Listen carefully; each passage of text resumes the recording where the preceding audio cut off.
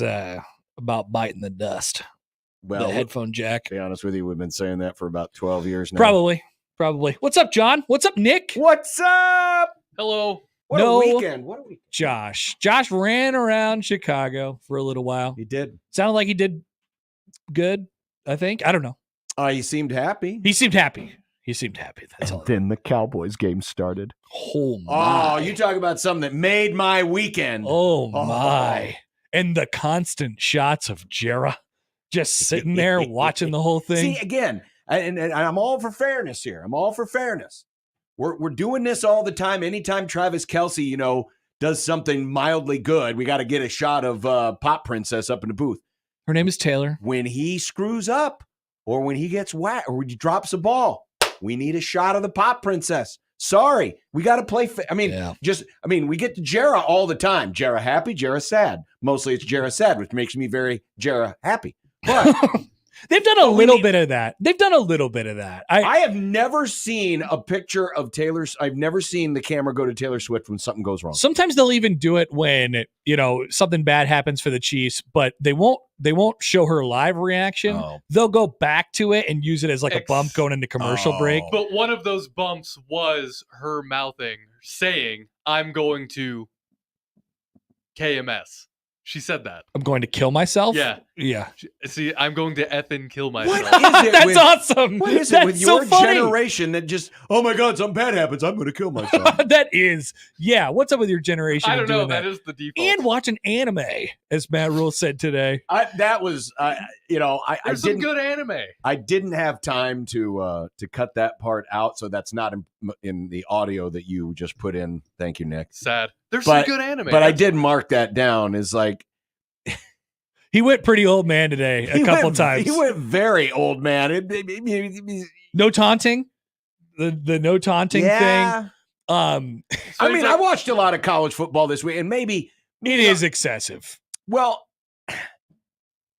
is it me or has it just been that way? Oh, is it really worse? It is gone. I think internet culture made it worse. It has gone further now in the last couple of years with these like overly individualistic celebrations. Like it used to be just, this is going to sound weird. It used to be just like taunting for the sake of taunting. And now it's like taunting and it feels like it's very personal and it can't stop, every single time. On every I play. saw a sign over the weekend that said, you can't spell blank blank without OSU. And the blank blank were two very bad words. Well, yeah, but that's the fans. That was a sign. I saw that sign. It was a very good sign, by the way. Good sign. It was a very funny sign. The fans have done it, but how much of this do you think? How much of this do you think is because within the last handful of years, the NFL, who was notorious, which is, I could go off on a million tangents right here. The NFL, good spot, which has a penalty for taunting, allows anytime you get a turnover for the entire frickin' team to run from one end of the field to the other end of the field, just to smile and do their goofy, they just like take a picture together, Madonna Vogue poses and all this other weird stuff. They don't do that. But and I wonder how much of that now has been folded into, because now it's the thing in college too. Well, it's like very individual. Like they just do TikTok dances in the end zone, and then they're starting to do more stuff after. It's always been the thing with defensive backs where they, even if it's 900 feet over the guy's head, it's like, not up in here. And their team is losing by 40. Okay, so I asked Sam about this earlier, and he had a revelation to me, and maybe this would be a revelation to you all as well. Okay. So when they go like, I'm gonna get up and do this on the camera. Oh, okay. When they do the thing like this, the defensive backs that do the thing like this. And they're putting the sword back in, right? No. They're not putting a sword back. What is that? I always thought they were putting a sword back too. They're buckling a seat belt. That's not really a sword. Yeah, movement. I don't buy that. No, Who's saying that? I get Sam McEwen and the internet. I get the seatbelt thing. No. I don't get the sword thing. That doesn't look like a sword. That's not a sword movement. It wasn't like they were. I need to see more of these because they're putting on a seatbelt. Because it's like two hands and down. Yeah, well, anyone who does a seatbelt knows it's one hand and the other hand is getting the other part like I never thought about it as a seatbelt either, but I'm sorry, I'm calling BS. That is not a seatbelt so motion. many Well, people, it's not a sword. after I said Yeah, that, it is. Why can't it be a sword? Because that's also not a sword motion. If it's not a seatbelt motion, No, it's you're not a putting it sword back. motion. sheathing it. You're sheathing it. You're putting it back into your the sheath. holster. Yeah. You don't need two hands to do that. I I've never don't know seen what anybody people use are two doing. hands. You don't. And it's not like that. It's like that. If you're going to put a sword away, do that. Okay, I get that. But this sure as hell ain't. You ain't buckling a seatbelt. Okay. If anyone's buckling a seatbelt this way, they're not getting it buckled because they have no idea how to put the thing into the hole. So the That's more children seatbelt than in the sword. YouTube No. comments, guys, have all said afterwards, like, hey, I just thought this was common knowledge. I thought it was a seatbelt, like, and everyone knew it was a seatbelt. And I'm like, Well, wait a now we minute. know that today's What's going on? generation doesn't know how to properly buckle their safety belt because that ain't the way you do it. Well, I if you- mean, you could do it with two hands. What's so bad about that? It's like it's how like many- catching a fly how ball in many center field people- with two hands. And don't need first of to. all, if they're going, if you're the driver, you're buckling it this way. Yeah, they're the passenger. So basically what they're celebrating is hey, I'm about to be a passenger in a car. What if they did it so they were the middle Doesn't even- passenger in the back seat and they just did the lap belt? That's the airplane belt. Yeah, they're the Yeah, airplane belt. yeah. But buckle in because they're so attached to the wide receiver or whatever. I don't know. I don't know why. Yeah, I'm sorry. It's a bad. Then it's a bad Well, celebration. maybe they have it's a to do- really bad celebration. Maybe you have to do two because you have to exaggerate it just to get the point across, like charades, Like you wouldn't normally do that to a seatbelt, but you do this and people are like, oh, seatbelt. But if you just do this, that I'm gonna get doesn't some look like a video seatbelt. here. Yeah, I guess we need to see more video because I've just assumed it was putting a sword away. So you go. Well, let's pull up All of TikTok, the comments I guess. are like, this is for sure a seatbelt. I know. by the way. Yeah, 100%. That's what they're all saying. Then none of you know how to buckle a seatbelt. So you this- don't know how to put a sword away. So here you go. Who cares? I John. don't. First of all, don't need to know how to put a sword away. Don't own a sword. Do own a car. Do practice safe driving. So buckle your seatbelt. You know what we need to do to alleviate all You're the getting conversion? mad at people for buckling their John, seatbelt. though. No, I'm getting mad at people for not knowing how to buckle their seatbelt. Oh, look, I'm buckling the seatbelt. No, you're not. You can't buckle your seatbelt. John, that watch way. this video. Watch. Here's Jair Alexander doing it. I'm going to All show right. John. That is apparently a seatbelt that he's but it's a seatbelt from the heavens, from the sky. And he reaches down and grabs it and puts it. And on his so lap. let me ask you this then. What is that supposed to signify? What kind of a celebration? So that the defensive back is buckled to the wide receiver. That it's Well, like buckle up, it's about to get or that Okay, yeah, or that. buckle First of up, all, it's okay. about to get crazy. Okay, well, yeah. First of all, it's going to get crazy because you're going to die because you're not buckling your seatbelt properly. No, as long as it gets plugged in, John. Yeah, it's as fine. long as you're in the other end, I think you're fine. I think it would be. You can do it with whatever Tell me- force you'd like. Let me, because apparently this generation too stupid to know how to buckle their seatbelt. Let me give you a better celebration, right? Okay. Josh says it's an elaborate NIL deal with the safety council. Okay, well, if Check that's the back seat. It's not, by the way. It was a joke. it would be funny though. But why don't they do? You ever watch the NFL game day or NFL Network pregame show? Yeah, I actually Yeah. preferred. So yeah. it's a great show. So at the end, they do their locks of the week, Yeah. and they do the doom, yeah. mimicking the locking of a padlock. Mhm. Doom. A cornerback is a lockdown cornerback. I am locking you down. That should be the celebration. Doom. John's coming up with sellies. That doesn't look like a padlock to me though. It's supposed to mimic. It's mimicking And the. this is supposed to mimic a seatbelt. That ain't buckling the seatbelt right. Doom. Doom. I mean, it's kind of hard. What if they said click really loud when they did that? Would that be happy for click? No, Maybe they do. Because if they do that, the ref's going to think that they said a different word that rhymes with click, and they'll get a 15-yard penalty. Chan says that just looks like John's doing the Macarena. Well, that too. Macarena. Well, they could do the Macarena. They should do the Macarena. They should do the as then there would be celebrations. no confusion whatsoever. That is a terrible celebration. Mark Gastineau It's needs very to come popular. back from the dead, if he's dead. I don't remember if he's dead or not, and show everyone how to do the sack dance. That was a good celebration. It's very popular. Buckling up the seatbelt, very popular. Tyreek is really good at coming up with touchdowns. So we haven't seen many this year, but 'Cause- he's good at it. The celebrations are Well, but how many of very those? How many of elaborate. those are because of his questionable life decisions? They had a fun roller coaster one last season. That was silly. What did you think of the celebrations in the Kansas State Colorado game? Okay, so I didn't see as much of that game as I thought I was. Apparently, Avery Johnson did the Dion, he did the prime dance, which I liked that. Yeah, that was good. incredible. Was after good. a sack, one of the guys did the watch, which was good. Yeah. And then afterwards, I saw a tweet that said you could very clearly hear Shador's song blaring from the Kansas State locker room. People love dunking on them. Yes, they do. I don't blame them. No, I can't say I blame them either. I mean, that's what you should do. I mean, a team that's going to talk that much crap and they have all those people on their. I sort of feel for them too. Like they talk a lot and they live in their own world out there, but they have all these celebrities on their sideline. It's not like they invited the celebrities to be. It's not the players invited the celebrities to be there. And yet, when K-State has something good happen in the game, they're turning over to the celebs on the sideline. It's like, what celebs?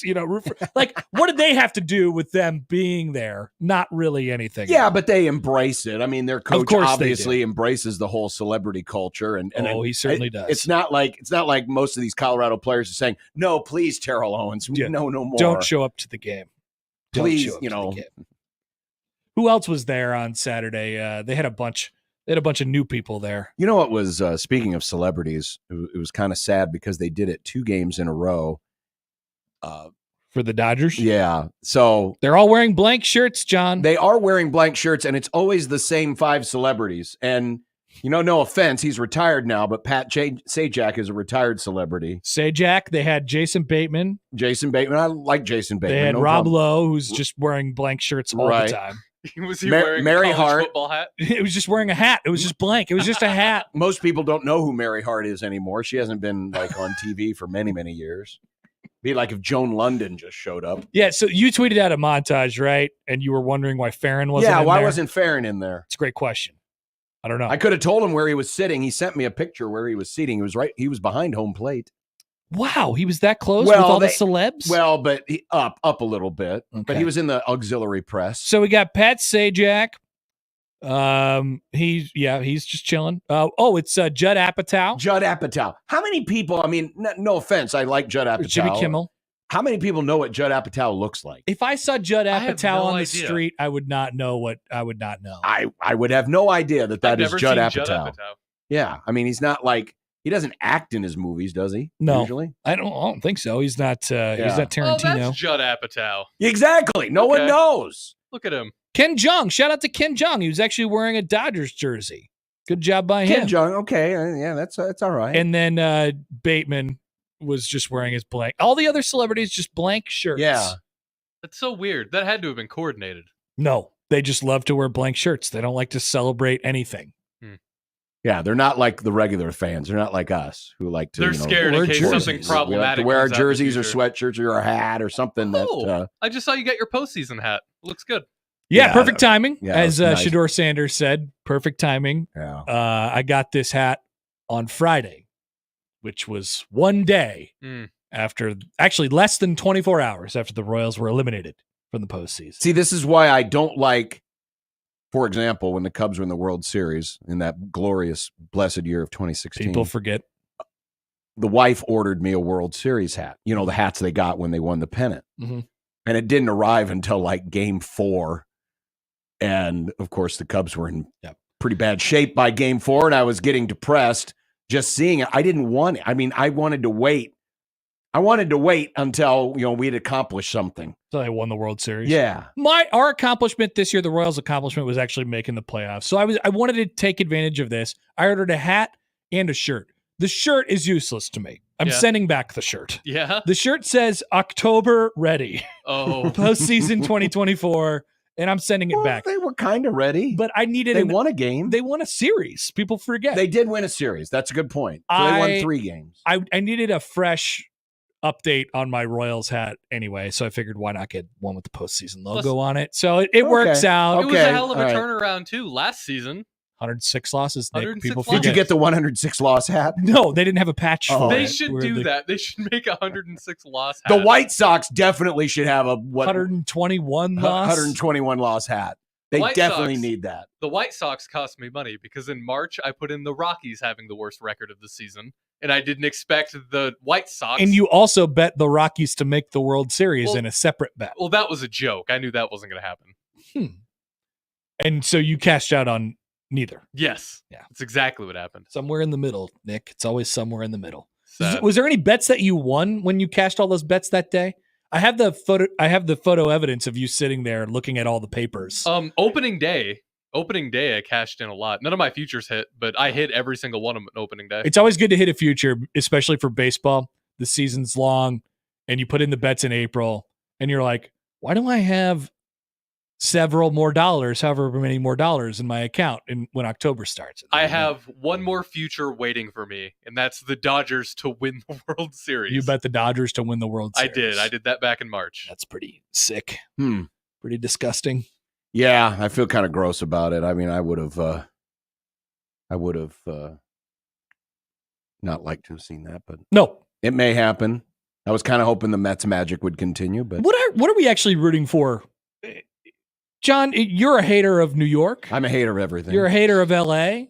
So do you want no, Cleveland? I like the Rams. That's true. Hater of the Dodgers. Yeah. Well, I definitely want Cleveland. you I've want- wanted Cleveland since the start. do you want Cleveland Dodgers or do you want Cleveland Mets? I would actually prefer the Mets, I would too. which coming from me, Cleveland Mets is my best possible World Series at this I point. mean, 35 years ago, me would have shot me at this point Whoa. because I was rooting for the Dodgers to beat the Mets.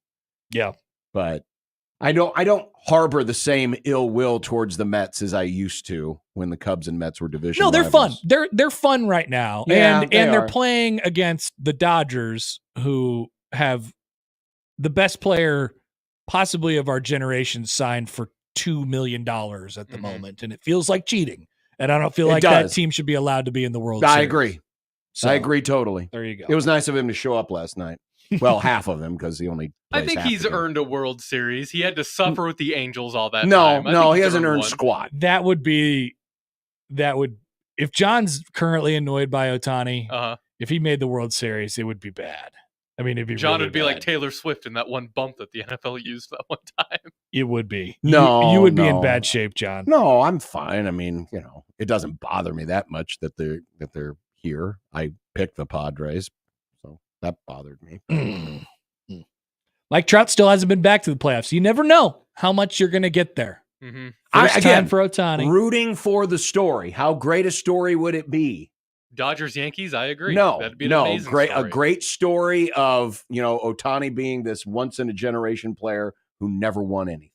That would be a great story. It's already happened. It'll make a great 30 for 30. It's currently happening right now. And with it Mike needs Trout. to continue happening. Well, yeah, well, You don't think that's a waste, though? Just removing yourself from your hate of the Mhm. Dodgers. You don't think that's a waste to see an athlete at the top of their game not able to accomplish the Barry biggest Bonds. thing? Barry Bonds never won a World Series, only played in one. Then why do you want to see it happen again? Why not? Because Barry John. Bonds cheated. Didn't Ohtani? As didn't- far as we can tell, well, Ohtani did bet on baseball his through his Yippee, interpreter. through his did. through his interpreter, but no, he didn't cheat the game. He didn't cheat the game. We never really got to the. So I'd like to have a clean loser. Mm. Bonds was a dirty. Okay. All right. Bonds was a dirty loser whose head grew 3 sizes that day. Are we still going to Ooh. find out more about Ipe? Is there more information there that we? I haven't seen any. I think Ipe's Yeah. just Yeah. blacklisted now. I mean, obviously from baseball, Yeah. like that's not going I to be a don't even thing. know So what is he happened and to him? Colin Kaepernick now at the same meetings? We've been blacklisted from our Did sports. he go back to Japan? I don't know what happened to Ipe Let at me- all. Or let's he see. went to jail, didn't he? I mean, he's got to be in court. He of has to some be in kind. jail. Ipe No, he's just hanging out at Shohei's house. Mizuhara. Okay. June 4th, pleaded guilty. Hmm.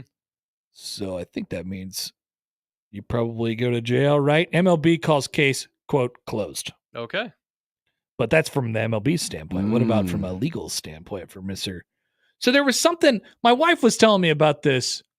My wife. Some guy, somebody on the comments will have to tell me about this. Yeah. Finish the story for me. But here's the start of it. there's a guy on a reality show that she watches that apparently was doing bets with Ipe. Oh, There's like there's a weird reality show connection to this. Oh God. That my wife was telling me about, and I was like, "What is going on?" And that's all I know about the story. So please. And which reality show do you? Oh, she watches many reality shows. Oh, so we have no idea. It could be any of them. It could be any of them. This sounds like Vanderklump Rules or whatever. Oh, yeah, it could be that one. Ipe. What is that anyway? I've heard of Vanderpump Rules. Oh, yeah. What is that anyway? Oh, I don't have any idea. Oh, okay. I mean, it's just. I've heard about it. I've never seen anything of it. I just was curious what it was. Is it another? Oh, it's a Real Housewives deal. It's a Real Housewives of Orange County. Ryan Boyajian. Yeah, there you go. There Okay. you go. There's your reality show connection. Great. She loves the Vanderpump Rules. I have no idea what happens on that show. They all like whenever I kind of like parachute in every once in a while and I'll catch a couple minutes. They all look the same to me. All the shows look the same. Oh, that's because they are. You're right. So I never can tell the difference between any of them. So I wouldn't be able to tell you what There's weird happens. manufactured drama. It's totally not scripted. But they like interview them off to the side, Yeah. and they have these talking heads. The only ones that look different are the singing shows, and then all those look the same. The Masked Singer. Yeah. So that's probably what she thinks when she watches sports. She's like, "This is sports." Sure. Yeah, there's Yeah. differences between all of them, but I mean, that's it's just fine. sports. That's the beauty of the differences in people. DC says Real Housewives of OC. My wife just told me about that too the other night while I was watching it. So yeah, apparently people whose wives have found out about this now know about this part, Amazing. which is also several months old as far as the storyline is concerned. There you go. I wonder if that episode recently came out, or if that news recently. I don't know. Maybe it's yet to be released. But I don't know. knows? Once again, old There's our storyline. Ipe update. There's your Ipe update. Well, good for Yippee. Other celebrities at the Colorado game. So we had the regular Terrell Owens, WWE superstar Goldberg. Oh, Goldberg was there. Goldberg Nice. just kind of shows up at places. Well, he's retired. He can do pretty much what he wants. Former Denver Nugget Carmelo Anthony. Oh, okay. Former NBA star John Wall. Oh, there's one I would not have thought. Kevin Durant. Rappers Boston Richie and Sauce Walker.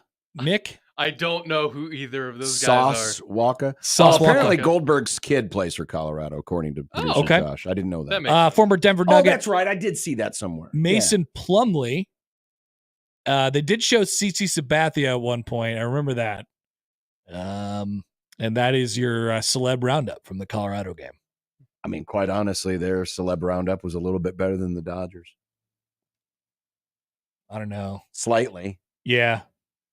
Yeah, especially when you consider that the celebrities were only wearing blank shirts. Plain clothes. Just blank shirts. At least these guys, It's interesting that KD,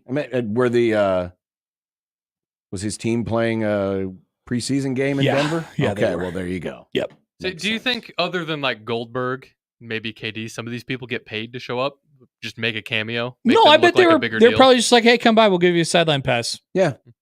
I mean, that's what Baylor Shireman did That is true. with Colorado. who was the guy he was with? Derek White. Derek White, yeah. Derek White. You know. They showed up, got some sideline passes, went in the locker room, hung See, out. that's the key. If you want to go to all these games for free, become famous. Oh. And then you can get sideline passes. Really, it's easy. Now, how much money, like what kind of celeb share program, like if you go to a Dodgers game, you sit in those seats. Mm-hmm. They don't go to every game. Do those guys own those seats, or are they on some sort of a weird, like, celeb share seat program with the Dodgers? It could be, actually. That wouldn't surprise me. Yeah, no, I could see that. Yeah, because they want this, like the Dodgers they have incentive to want the celebs to be in a very viewable spot. Now, they Mary don't want Hart, the celebs just sitting in random seats around the ballpark. Mary Hart always sits in those seats, and it was right next to where what's his name? Say Jack? R.I.P. Recently. Larry King used to sit because they used to. Oh sit yeah, near Larry each King other. had his seats for sure. Yeah, so they had those seats. I didn't know Larry King was dead. Yeah, he died a few months ago. Oh. Really? A few months?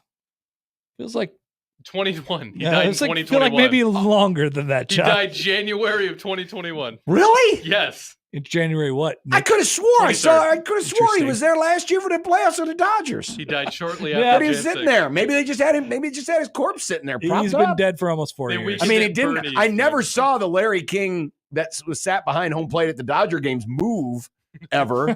So it could have been his corpse. Could have been Maybe it was just like a wax figure. Wax Larry King. Wax Larry. A King. wax Larry King. That could have been. You think those are Sajak seats though? Like you think Sajak is going to the Dodgers games all the time, like so much that he bought season tickets? Well, behind maybe home plate? he and Vanna, they have a timeshare. That's what I would do. Sajak does seem Half like a season baseball ticket guy. package each. I would do that. I would do that with somebody. I've actually always wanted to do that. Like if there was a professional team here, I would do like a half season ticket package with somebody.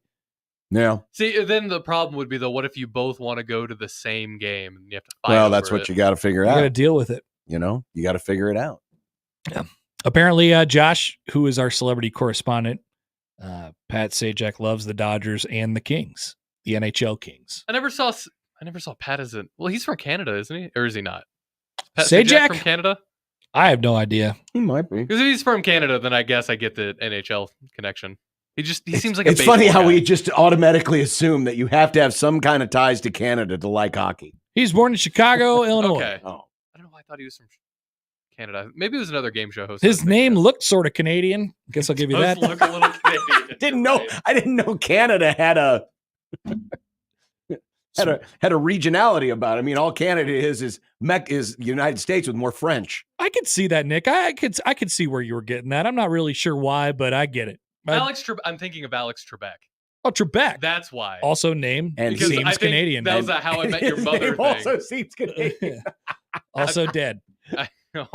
Now What? he's been dead for much longer. Okay, is that true? Yeah, longer than Larry King. Oh, I don't know that that's guess, true. Guess what year Alex Trebek died? 19. 2022. 2020. Okay, so he died before Larry King, but couldn't have been. I'm calling BS. I don't think we need to recheck that because I could have swore I saw Larry King last year at the Dodger game. John wants to check on Larry King. Like, Okay. the internet won't tell you this. I'm gonna Google Larry King obituary. There's no obituary. There's nothing on the internet. Like we have to. I could have swore make contact with the that Larry King Matt estate. Rule was already the head coach at Nebraska when Larry King passed. Full question. Could you have swore that Matt Rule was the coach at Nebraska when Larry King died? I don't remember. Because he was still doing those infomercials for whatever, echinacea he was selling or whatever. Oh yeah. No, I mean, to be fair, like he's definitely still on TV. in There was a some way, shape, or Lawrence form. King from Omaha that died in 2022. Maybe Are you that's what kidding you me? were No, thinking I of. have. I don't know who Lawrence King is. I'm sorry. That's probably what you were Sorry thinking for his of. family's loss, but I don't know who Lawrence King was. They died like a few months apart. Larry King and Pat Sajak. Or not Pat Sajak, he's still alive. Alex Trebek. Man, Yes. time is just flying. That is a really hard game to play though. Like how long ago did this person die game? Mhm. I used to be really good at this, but I guess not. I don't know, man. I don't I- think I've ever been good at this. What about like when do you think Betty White died? Oh, Well, that What was- year was that? That was New Year's Eve. I'm gonna say like 2018. No, it was like, It was that long ago?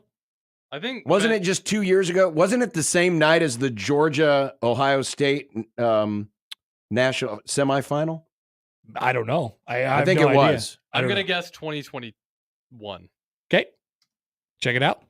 2021, December 31st, 2021. So you got it. You were right. Well, yeah, but didn't. And you guys were both right in a Two- way. I was yeah, very 2 years. wrong. Okay, yeah. Yeah, no, it was close enough. Yeah, I just remember it was New Year's Eve because everyone was like, oh, she's going to turn 100. No, she's not. Who else? Who else should we play? Amazing. I got the Google ready. Name a guy. Well, I don't know. Like, I don't know. I don't want to. What if they're not dead? Right. I don't want to do that. I don't want to play that game anymore. Okay, we're not Probably It's a playing good it game anymore. though. Yeah, it's not bad. It's a good game though. Again, I could have swore Larry King was Still watching Dodger games last year. Poll question's up, by the way, at Happer Show. Could you have sworn Larry King was still alive when Nebraska hired Matt Rule? I would have answered yes. I would have answered yes. Larry King, for me, was one of those people for the longest time where I thought he was dead, and then I realized that he wasn't dead. So then he's just always been, I thought he was dead, but he's alive, kind of. Oh. And now it just happened again. I forgot he was dead. Yeah. Okay, I think I understand what you're saying. Yeah. Oh, Odson says he does want to play. Nick will know this, probably knows it by heart, probably knows the exact time of day, even in Greenwich Mean Time. Henry Kissinger. Don't remember. What's so funny about Henry Kissinger, Nick? I remember what I was doing. It's not what's funny about Henry Kissinger. What's funny is that he died. Oh, yeah. Nick hates that guy. I remember exactly what I was doing. It was great. Okay, we got some good ones. Thank you. So what year was it, Nick? Kissinger? That was last year. No, it was earlier than that. Okay, let's see. Or was it this year? I want to say it was 21. No, it was last year. It happened last year. Kissinger died last year. What's your official guess? September of 23? November 29th, 2023. Nice. Really? Yeah. See, I could have sworn John, that Larry King lasted longer than Henry Kissinger. John, you might suck at this. Good one from, Jimmy Carter, still alive. So Good. there you go. George H.W. Bush. Oh, man. So I think that was last year, too. No, it was. Okay, I don't want to say no because I'm going to go 20. Anything. It was in 22. Yeah. I like that. Let's go like April of 22. Yeah, something like that. All right. Nick, you got a guess? June of last year. All right, June of last year. Around the time the submersible happened. Submersible. George H.W. Bush died in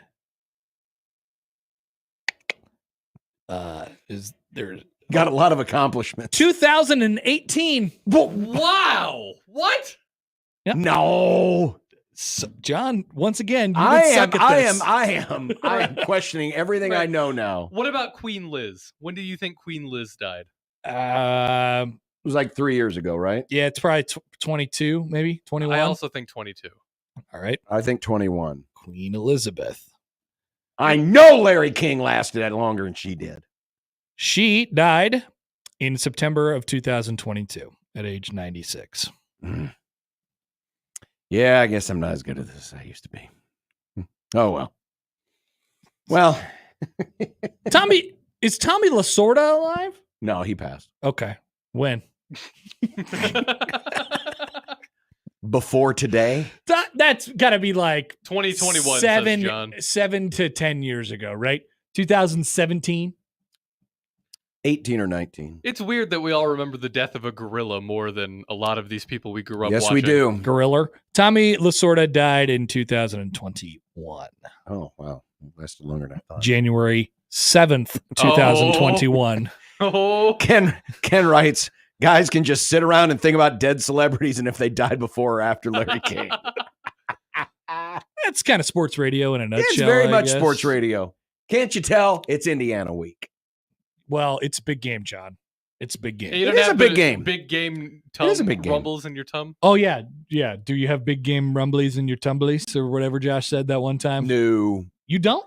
No, because maybe by Thursday you will. No, I don't get big game rumbles in my tum for Nebraska. That's a drop. That hasn't happened in decades. Wow. Before Larry King died. What was the last big game rumble you got in your tum? Oh, it was probably in the Elite Eight. Last year. Sweet 16. Yeah, I mean, Creighton, the Rams in the playoffs. Sorry, specifically Nebraska. Oh, gosh. 2001 Oklahoma. It's probably in that range. Probably in that era. Larry King was still alive. Early 2000s. On TV. He was doing the whole thing, yeah. Yeah, I'd say early 2000s. Wow. Well, yeah, it just changed, I mean, it's like when you start covering a team. It does. You're right. It removes a bit of the emotion. When you can just sit back and just be a 100% fan. When you're covering a team, it changes everything. It removes a bit of the emotion, certainly. It does. You'll have the big game feels in your tum next Saturday when Nebraska plays Ohio State at 11 a.m. and then Creighton plays Purdue at 7:30 or 7, which is what everybody wanted. And we got it. Oh, thank God. Now, the trade-off is you get to suffer through Gus Johnson 2 weekends in a row, but Yeah. Sometimes you got to make sacrifices. So why did he not do the big noon game this week? It was Benetti and Brock Heward for Iowa and Washington. Yeah, and they did BYU. So where was the big noon tailgate? I don't watch that. They were at BYU. They were at BYU. Yeah.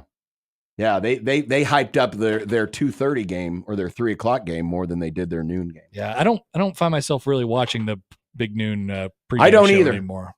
I don't either. Mostly because game day is back and it's good again. Yeah, McAfee and Saban have saved that show. Seriously, that show is good again. And sad to say, but not having to cringe every time Lee Corso's on. It's unfortunate. I love Coach Corso, but it's and strangely, with more McAfee and more Saban, that means less Desmond. I mean, he still talks, but Great point. But I have now like Josh has his commercial filter when commercials are on football games. He doesn't know what's on.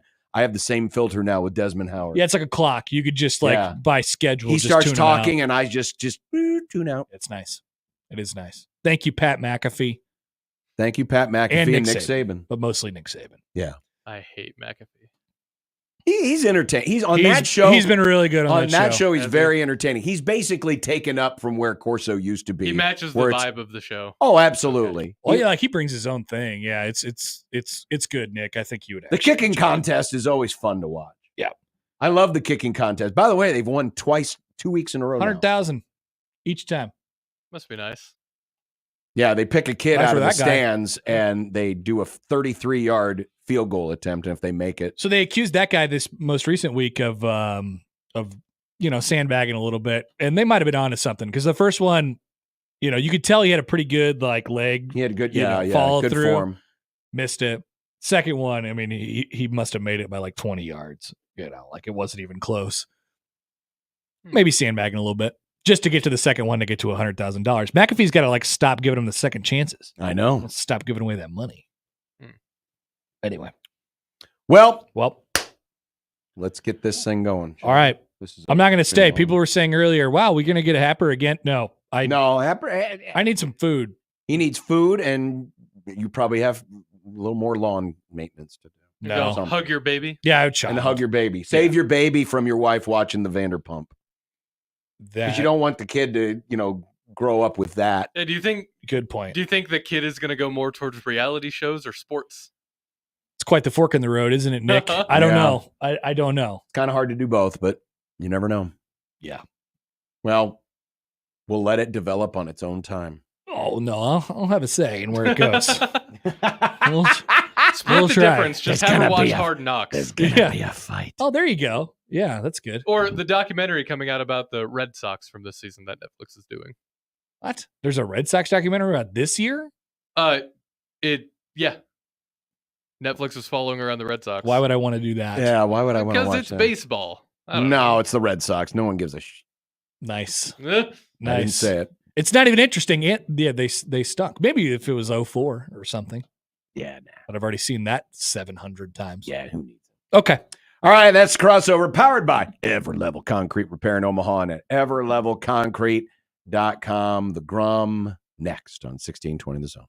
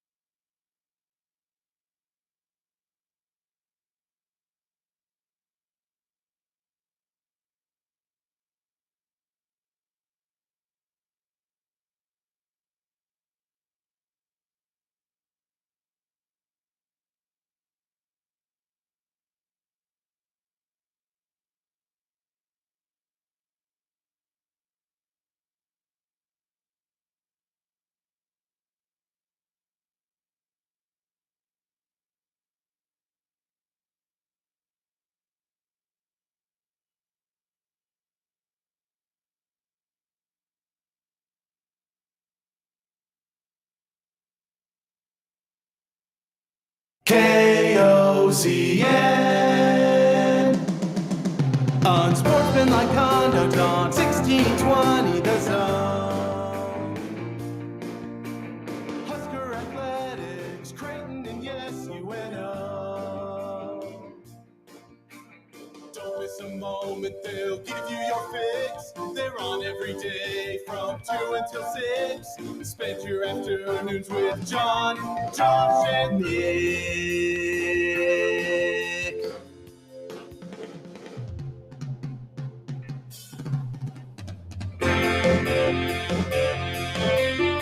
John, Josh, and Nick. They'll show you what sports talk really is. Oh, man, there is so much to recap after this past weekend. And already I see a pattern developing about the game coming up on Saturday. Unsportsmanlike conduct on 1620 The Zone. Husker Athletics, Creighton, and yes, UNO. Welcome, everybody, to the program on this Monday. Josh is... Did he stay in Chicago today? I think I saw a tweet from him. I think he's having a beer next to Wrigley. He's having a... They ain't playing any games at Wrigley Field. It's a bad time to go to Chicago. Yeah. There's no baseball. I mean, there could have been baseball if the Cubs actually would have been good. But that's neither here nor there. Baseball. Baseball, indeed. And in fact, speaking of baseball, we have Game 2 of the NLCS. Hopefully the Mets will show up today just to make it interesting. Because they sure didn't last night. Here I thought last night that, oh, crud, we got the Bengals and the Giants. Boring. The baseball will make it more interesting. Not that the football game was great, but it was a lot better. It was a lot better than the baseball was. It was bad. I've got another complaint about Fox and how they handle things. What did Fox do to you now? So I have recently gotten a way to watch Fox Sports, right? I have a login for a dish or whatever. I can watch that. Yeah. But did you know that just watching Fox isn't covered under that same thing? It's not the same umbrella? Oh, if you're watching on the stream, you go to the Fox Sports app, yes. I've never watched anything on... Does Fox have a normal app? No. And that's the thing, because I went to the Fox Sports app and I'm logged in on the Fox Sports app and it's like, no, you can't watch it. You can't watch Fox Sports on Fox Sports? You can't watch Fox on Fox Sports. No, you can't. It's just Fox Sports. Which is so dumb. I hate that. Well, Fox just needs to make one all-encompassing sports streaming service where you can watch. It's just Paramount Plus. Just make Paramount or Peacock, but for Fox. That's all you need to do. Oh, I see what you're saying. That's all I want. I mean, is there anything you want to watch on Fox? The games. Well, yeah, but if you have the Fox Sports app, you can watch all the sports that Fox offers. It wasn't letting me. That's the thing. It was saying your TV thing won't let you do this for some reason. I don't know. I don't know the answer to that. All I know is on my Fox Sports app, you can watch Fox, FS1, FS2, the Fox Soccer channel if you want, Big Ten Network, those types of things. But yeah, I don't know. Sounds like a problem that you'll have to fix. Maybe it's a me problem. It could be a you problem. It's always possible. But Josh will be back tomorrow. Coming up on the Grum today, brought to you by the Rooferees at John Higgins Weather Guard, a.k.a. the Grum Down. It's Indiana week, but sadly it will not be ranked versus ranked because those darn midshipmen and those darn cadets leapfrogged over Nebraska, as well as Vanderbilt. And Nebraska did not enter the poll this week. Wow, are you disparaging our Army and our hell Navy? No, Army and Navy are both undefeated. They deserve to be ranked, absolutely. First time, by the way, since 1960 that both Army and Navy are ranked at the same time. God bless America. Oh, you want more fun stats? This is the first time Iowa State is 6-0 since the 30s. God bless America. Go Clones. Rule speaks Hoosier. Oh. We'll talk about that a little bit later on in the Grum.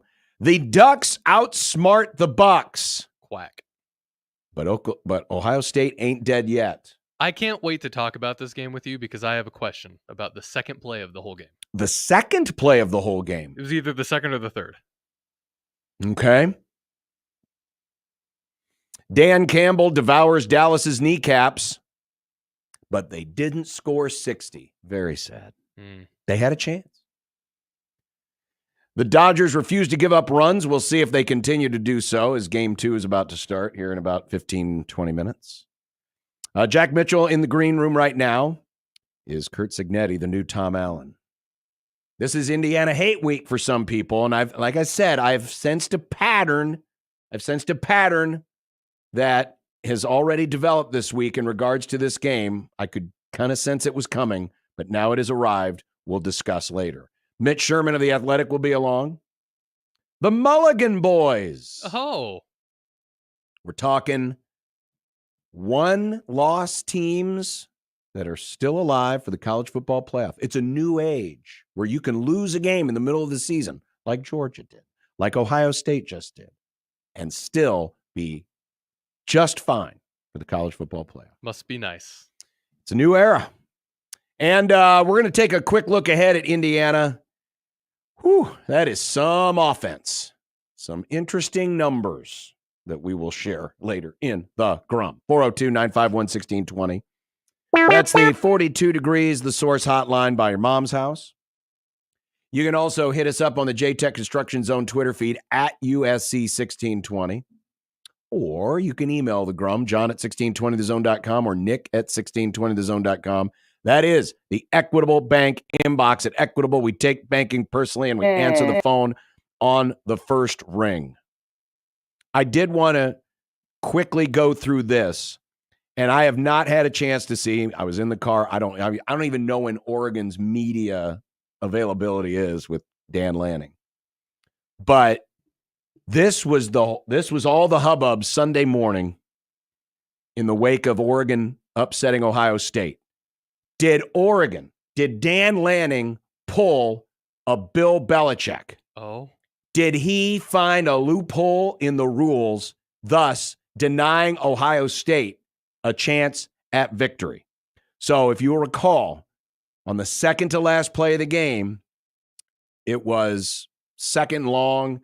They're back at about their 40-yard line, and 10 seconds are left. Ohio State needed to get in probably at least another 10 yards to be in decent field goal range.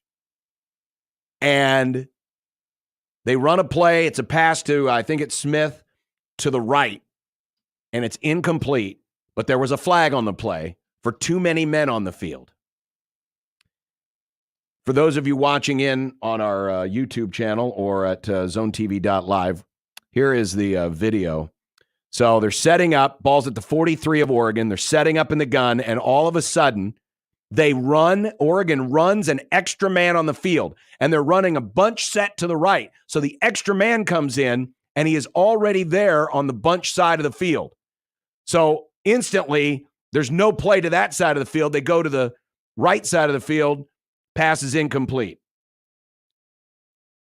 The thought after the game, and many people were saying this, that video was courtesy of Warren Sharp, that was done on purpose. Ooh. Because while it cost Oregon 5 yards, the play still counted. Thus, the 4 seconds that the play took ran off the clock. So Ohio State then would scrimmage from the 38-yard line with only 6 seconds left. And you all remember what happened. Will Howard scrambling, ran up the middle of the field, got down, but didn't get down in time to kill the clock and at least allow Ohio State a chance to win with a field goal. But did Dan Lanning, and I'll run it one more time. So they're lined up in the shotgun. Oregon's got 11 guys on the field. And then before the snap, here comes number 12 on the field to the bunch side of the formation where most of the Ohio State receivers are, which kind of takes that out of play. So instantly Howard throws to the weaker side of the field, but it's a longer pass, incomplete. but the seconds came off the clock. So even though Oregon ended up giving up 5 yards, they still weren't in field goal range. This only would have worked if Ohio State didn't think they were already in field goal range. I mean, if this ball is being snapped from the 25, there's no way they're going to run this, because then they could have just run the field goal kicker out there and kicked it with 6 seconds left. But because they were back far enough, they could run this. And the thought is, and Lanning never said any as much after the game, and that's why I said I didn't see his press availability today, if he had one, if he was asked about it or not, if he had done that on purpose. But essentially, he got through with a loophole because the seconds still came off the clock, and Ohio State didn't have enough time to effectively run a good enough play to get them into field goal range. If that actually is what they did, it's genius. Genius. Now, personally, I hope they close that loophole, because a defense should not get rewarded for putting an extra defender on the field. No. Because it literally helped them. I mean, again, it took the bunch side of the field, the right side of the formation, out of play, because you have extra defenders over there. There's no way you're going to try to squeeze a ball in over there. So instead, you're going to go to the other side of the field.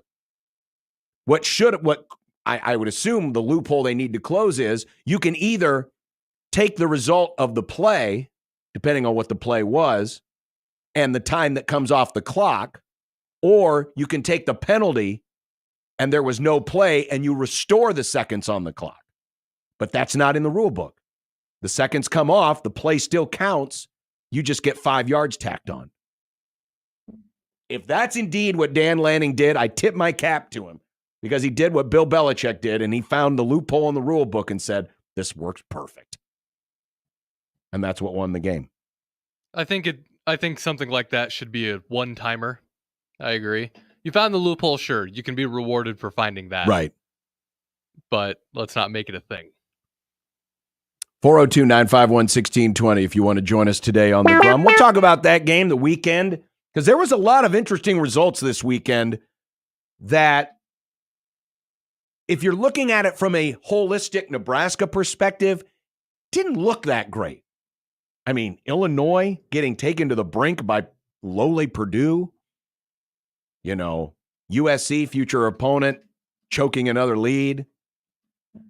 Wisconsin steamrolling Rutgers a week after Rutgers and Nebraska basically played a death match. There were some results that was like, eh. And in fact, we will share a little bit later on when we get to the K-Ford update this week. It actually hurt Nebraska in his rankings. We'll explain all of that and more, and we'll talk with Jack Mitchell next. It's Unsportsmanlike Conduct on 1620 The Zone.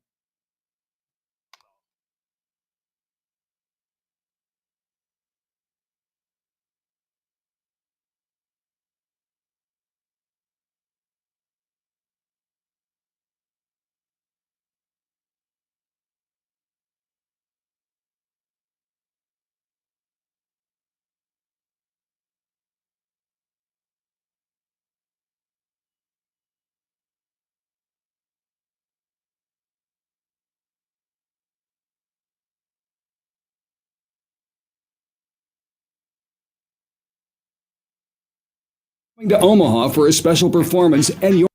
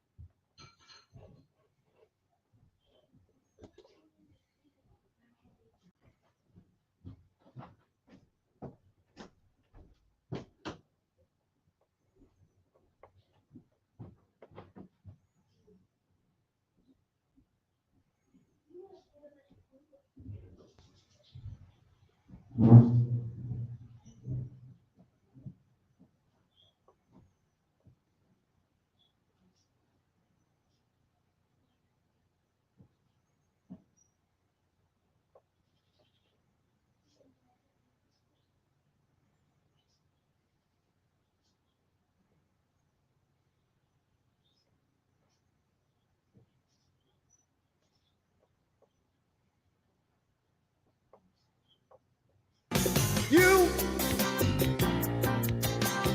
wearing ratty jackets from Stephen Barry's, praying one day Big Red will win the NIT. Ham is the water of meats. Ham the water of meats. Ham is the water of meats. Fresh off of what I assume was a very restorative, refreshing weekend spent with his in-laws. Jack Mitchell joins us. How was the in-laws? It was fine. We were doing a lot of watching my nephews play various youth sports. So there's a lot of that. A lot of live hockey. I have one nephew who's a pretty good high school hockey player. So that was kind of fun. Nice, and got to see some high-level high school hockey, which I'd never really seen in my life before. By the way, it sounds like you might be coming through your computer instead of your microphone. I'll fix that just a moment. You will work on that. I mean, I guess having to watch high school hockey in Iowa is better than having to watch Iowa football shellac Washington. Yeah, I saw very little of that. They had that game on in the monitors in the fancy complex we were in West Des Moines. So I only saw bits and pieces of that. I saw most of the Iowa State game. So while Saturday the night. rest of the world is watching Oregon and Ohio State, and the other part of the world's watching LSU and Ole Miss, you're stuck watching Iowa State. I caught the end of the the one you were just describing of the Oregon Ohio State game, but I didn't see a whole lot more other than that since the Iowa State game was front and center. It was a weird weekend when it comes to results, and I saw an early score from Illinois and Purdue and thought, oh, they're going to blow those guys out. So I didn't pay any attention to that the rest of the day. And then I was driving back from dinner, and I turn on the radio, and Penn State was just winning in overtime. And then I switched over, and it's like, oh my God, how are they? First of all, how did Purdue score 49 points? And secondly, how did they score 49 points? I was stunned. Apparently, it was a good move to change out offensive coordinators there. You're welcome. You're welcome. Yeah, you know what? That's a good point. You. We pointed out it's called constructive criticism, right? It was like your annual review, okay? And it was just telling you maybe some things you can work on. We did that. So that's a good point. But the results this weekend, it kind of shed a different light on things. I mean, I'm not saying people around here had an unrealistic view of Iowa. Iowa is Iowa, and it doesn't matter what their record is. They're always going to play Nebraska a certain way. So that game's always going to be tough.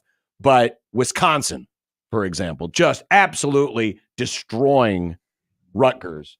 Just a couple of weeks after it looked like Wisconsin was dead man walking, Now all of a sudden that game looks like, oh crap, it's Wisconsin again. It was an interesting week when it came to results with Nebraska being off and wondering if we need to reassess just how good Nebraska was in the first half. Well, for the first thing we need to get it through our heads and my own, I'm self-critiquing with this as well.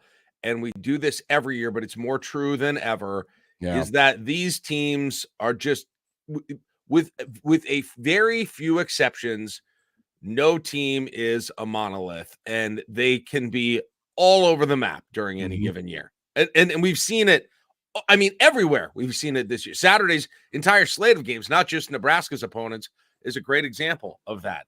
You know, well, wasn't Mississippi State hanging with Georgia for a while? Like, what in the world? Mississippi State was arguably, maybe with Purdue, one of the worst Power 4 teams, and they're hanging with Georgia, who at one point this year we thought was going to be completely unbeatable when they were hammering Clemson earlier in the year. It is obviously the games are the data points that you've got, but in watching college football, you have got to allow for yourself, including your own team, that the result, the problems, the successes of one game are not going to, are most of the time not going to translate one-to-one. Just when you think you know who someone is, you don't. And you'll find out. If you don't believe me, wait until next week when it happens once again. So to your original question, and now, I went against my own advice because I saw that Rutgers-Wisconsin score, and I was like, oh, geez, we overreacted about how good Rutgers was the entire time. And, we might have. I mean, you could have, perhaps, because Wisconsin really, really put it to them. And that's a Wisconsin team. Like I said, boy, they lose Van Dyke. He goes out for the year. They're on their backup quarterback. Alabama, obviously, we expected Alabama to beat them, but they looked demoralized. You got people at Wisconsin talking like we used to 20 years ago. They're ready to go back to the olden days there. Yeah, I thought they were in a bad spot. And, I mean, they looked, for a while, they looked okay against USC even at the beginning of that game too. So, yeah, no, it's I don't know. And how good is Illinois? I still really don't know either. After all those games, everyone will say, well, that's a good team Nebraska is playing. Well, maybe. I don't know. I don't know if it was or not. But I've just got to quit doing that game, because as soon as you think you know, you definitely don't know. And so it makes me feel better about saying, I don't know about Indiana. I really don't. I have noticed something that is developed, and I'm not surprised that this is happening. I'm sorry, I'm gonna pick on one of our YouTube commenters. Behringer fan, but he kind of represents what I have started to see, because I also got an email and a couple of tweets on this. But Behringer fan writes, in reality, Indiana's a paper tiger. They will be exposed by Tony White's defense. And the argument has been Indiana's not for real. They haven't played anybody. And people are overreacting to how tough Indiana is going to be for Nebraska. Now, I think there's a lot of things at play here, but I do think one of the major things that's at play here is there is a read the name on the front of the jersey mentality that exists, and people not wanting to buy into Indiana because Indiana football is Indiana football. And they don't want to give him any credit for it. And I do sense that there's some of that going on. I'm curious what you think about Indiana, because they have become, in a year where there's been a lot of darlings. I mean, Nick just mentioned Iowa State. Army and Navy are both undefeated. There's a lot of darlings this year, people that we're not used to seeing at the top of the standings, now at the top of the standings. So Indiana's not alone, but they have been getting love almost from the jump. And if that part of this equation adds a little fuel to the fire this week of, man, I really want to beat these guys now because everybody's on Indiana. Oh, yeah. Honestly, I think it is the best mental. I don't think Nebraska's had that mental situation since the Colorado game. I don't think they've been, and I still think there was a bit of a hangover effect from that emotion and everything that went into that Colorado game. And I think you've kind of felt like you couldn't match it in the weeks afterwards. I think that'll be less the case because of what you just said for Indiana. I think because they're going to be, who would have ever believed? Can you imagine saying at the beginning of the season, okay, Nebraska is going to be 5-1, either ranked or on the verge of ranked, going into this Indiana game, the chance to make a bowl, and Dylan Raiola is going to be playing really well over the course of those 6 games, and Nebraska is not going to be the story in that game, like the overriding story. You know? Yeah, I had identified, and the only reason I did was because I thought there was a lot of unknowns about Indiana, and it is a road trip. I thought this was going to be a tricky game for Nebraska from the start, but I did not see this coming. I don't disagree with that. I'm just saying big noon kickoff is going to be there. They're there to talk about Indiana, not Nebraska, for the most part, right? Oh, sure. Yeah. Yeah. They're the story here. And to the degree that people are, well, I'm not poo-pooing them. Well, I don't know if I'm poo-pooing them at all. But if I am, it's not because of who they are, that they're Indiana. It's that credit to Kurt Cignetti, obviously. What he's doing this quickly with the amount of turnover and reliance on the transfer portal that he's done is kind of shocking to me. Even if their schedule has been soft, like to get it going that quickly and to be that winning these games as convincingly as he is, and coming off, and they were not a terrible team last year, but they certainly, weren't good enough to keep their coach around last year. Like we in Nebraska know how hard that is to start with square one with a new coach and be like, well, I wish we could get it going quickly like other teams do. Well, Indiana's doing that so far this year. And it's a little hard. I think Rourke is an underrated quarterback going in. I think that's the biggest thing that they've got going for it. I think they got a underrated guy in the transfer portal. He was injured most of last year when he was at Ohio, but the year before, like I'm not sure if he was first team All-MAC. He had to be close. He put up huge numbers in 2022, if I recall, and coming into 2023, there were big expectations for him. But he had something like 24 touchdowns, 6 interceptions, and he's on pace for even better numbers than that this year. So he was the MVP of the MAC in 2020. He's the MVP of the MAC, yes. And I was just going through the quarterback recruiting ranking, the transfer rankings in the portal for this year. He was like the number, at least according to 24/7, like the number 27 or 28 quarterback in the transfer portal. Really? Low? Yeah. And some of the ones ahead of him. Considering, and maybe it was just forgetting because he was injured. Because he was injured. And I think there were ongoing injury concerns too. But yeah, he's been, have you seen, his numbers this year, if you just go to what he's done so far this year, he has got 14 touchdowns, 2 interceptions, 73%. He's thrown for 1,700 yards so far this year. For those of you watching with us on zonetv.live, these are the numbers. There you go. Courtesy of, now these are the analytics. This is from Game on Paper, college football data. And Curtis Rourke is the number 1 ranked quarterback in EPA, expected points per drop back. And look at the gap between him and Cam Ward. That's crazy. Rourke is at 0.67. Ward is at 0.48. That and his yards per drop back. He leads the country in yards per drop back. Almost 10.4 yards per drop back. The next nearest guy, at least on this list, is Cam Ward at 9.8. He is way beyond what some of these other guys have done this year. Yeah. And just I don't know if people... By the way, for my comparison, Dylan Raiola in this same stat is 35th, which is good, but way behind what Rourke has done this year. Yeah. He's been... So I think that's where it really starts. But, man, they portaled some of their, some of them are James Madison. It's kind of like that UTEP situation, although UTEP turned out to be one of the worst teams in the entire league. But UTEP, they were about half of them from, where was he? Austin Peay. And then about half of them were transfers from other schools.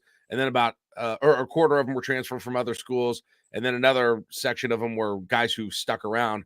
That's what you got at Indiana. And making that work seems really difficult to me, where you've got guys who already know the coach, who know his system, a big number of them. I think for UTEP, it was about half the starters. I think Indiana, I can't remember. I looked at it, but I think there's at least like 7, 8, 9 starters that came from James Madison. Mhm. And then you got some other transfers. Like that makes what they're doing even more amazing to me, because I think there's a lot of difficult dynamics that have to go along with that as well. So like I'm incredibly impressed. It feels like there has to be some leveling out just because what they're doing is so difficult. But we'll see on Saturday. I don't know if this will be the time to do it or not, or if Nebraska is the team that's good enough to do it. But here's the insane thing, John. If Indiana wins this, you look at the rest of their schedule, like it gets really real, really fast for a brand new coach at Indiana to start be talking playoff contention. This is a school that's never won 10 games. And they're in a spot where even if you want to just assume that they lose to Ohio State, could end. I mean, at worst, right now, K Ford's got them projected at 10-2, but they win this game, and 11-1 is on the table, and then you wonder, then it's who knows what's going to happen. Of course, you could end up with the weird tiebreaker in the Big Ten as far as who gets into the conference championship game, who doesn't. But 11-1 is on the table big time if Indiana wins. And even if they were 10-2, they would still be in the conversation. Yeah, to some degree. Here's the rest of their schedule. So they got Nebraska, obviously, on Saturday. The week after, they're home again for Washington. Okay, be favored in that game. Then November 2nd, they go to Michigan State. I assume, be favored in that game. Mm-hmm. November 9th, they host Michigan, which will be something on November 9th. Then they go to Ohio State, and then they have Purdue coming in on the 30th. Right. Like, it's hard to find more than 2 losses at all on that right now. And by the way, they get an idle week between Michigan and Ohio State. So they get a chance to recuperate from Michigan and get an extra week to prepare for the Buckeyes. Yeah. If they beat Nebraska, you have got like 3 weeks at least of Indiana mania coming. Oh, sure. Like because then you're talking about, possible Big Ten championship game appearance. Mm-hmm. With Penn State still in the mix, obviously Oregon's there, Ohio State's there. You're talking about a 4-team race where we had just assumed coming into the season it was only going to be if there was going to be a 4-team race, the 4th team was going to be Michigan. Well, that's obviously not going to happen. But now you're talking about a 4-team race with Indiana in there instead. Well, you have their for those on the radio, you're looking at their this is their K Ford. Their K Ford, and he's got their rankings. So their most impressive win, according to him, would have been Maryland at home. They were 59. They're 59. Northwestern on the road is 71. UCLA is 72. It's not just. I think it's not that they beat them, but it's just that they pulled away and blew all those teams out, right? Yeah. Oh, absolutely. I think that's what it was. I mean, Maryland's the closest game they've got this year, and I think if I remember right, didn't they have like 4 or 5 turnovers in that game? Yeah, it was not that close. Right. Yeah, it was 14 points. It's kind of like Nebraska's win over Washington State in '95. It was a 14-point game, but it never really felt like it was that close. Yeah. Yeah, it's crazy. So, yes, I just compared Indiana to 95 Nebraska. I'm sorry. That's where we're at. Wait, you think it's set? We're going to be there in a couple weeks. Unless Nebraska can stop it, I hope you're ready for Signetti mania everywhere. Well, yeah, sure. I mean, the Western Illinois win 77-3. What does that remind you of? Beating Arizona State 77-14. There you go. It's almost lines up game by game, doesn't it? That means next year Indiana is going to go to Western Illinois and lose 19-0. I didn't even think we were talking about Rourke earlier. You know who Nebraska has to thank for Curtis Rourke taking the journey that got him to where he is right now. It's all set in motion by one Frank Solich going up to Canada and getting his quarterback for Ohio. Mm-hmm. If Frank didn't need to be such a good Canada recruiter, we wouldn't be in this situation right now, John. People forget. Meanwhile, Frank's getting all this love. He's welcomed back into the family. He's taking all these accolades. Meanwhile, he's been diabolically working behind the scenes the whole time. Meanwhile, he's playing the long game to get his revenge with this guy through Canada. It's quite the stretch, but sure. I mean, why not? Think about it. Yeah. Think about it. I suppose. Did you have any other takeaway? Now, you didn't get a chance to see a lot of the games, but do you have other takeaways from the weekend? Well, since I did watch the Iowa State game, they're weird. They're on the verge of being like a top 10 team now, John. Like it's they are. crazy. Yeah, they're ninth. They're ninth. Okay. They're ninth already. So they've got it's crazy that they do these just long drawn out drives, and they keep the ball and create turnovers. They were pretty impressive. They were playing West Virginia in that game. So there was that one. Penn State, man, I was hoping USC would beat Penn State in that game. I was wanting, for a variety of reasons, USC to finish that one out. And now I'm starting to wonder, because you've got at the top of the Big Ten now, you obviously have Ohio State with the loss to Oregon. Okay. Penn State still doesn't have a loss. Penn State does play Ohio State though. Right. And so that's kind of an elimination game for the conference championship and for getting a bye for the playoffs, right? For the most part, between those two, barring Oregon going out and losing 2 games here. So, and then of course Indiana gets in there and screws things up. By the way, the 33 inning scoreless streak ends on the 7th pitch of the game. Francisco Lindor hits a solo home run. So there you go. Someone has finally scored on the Dodgers.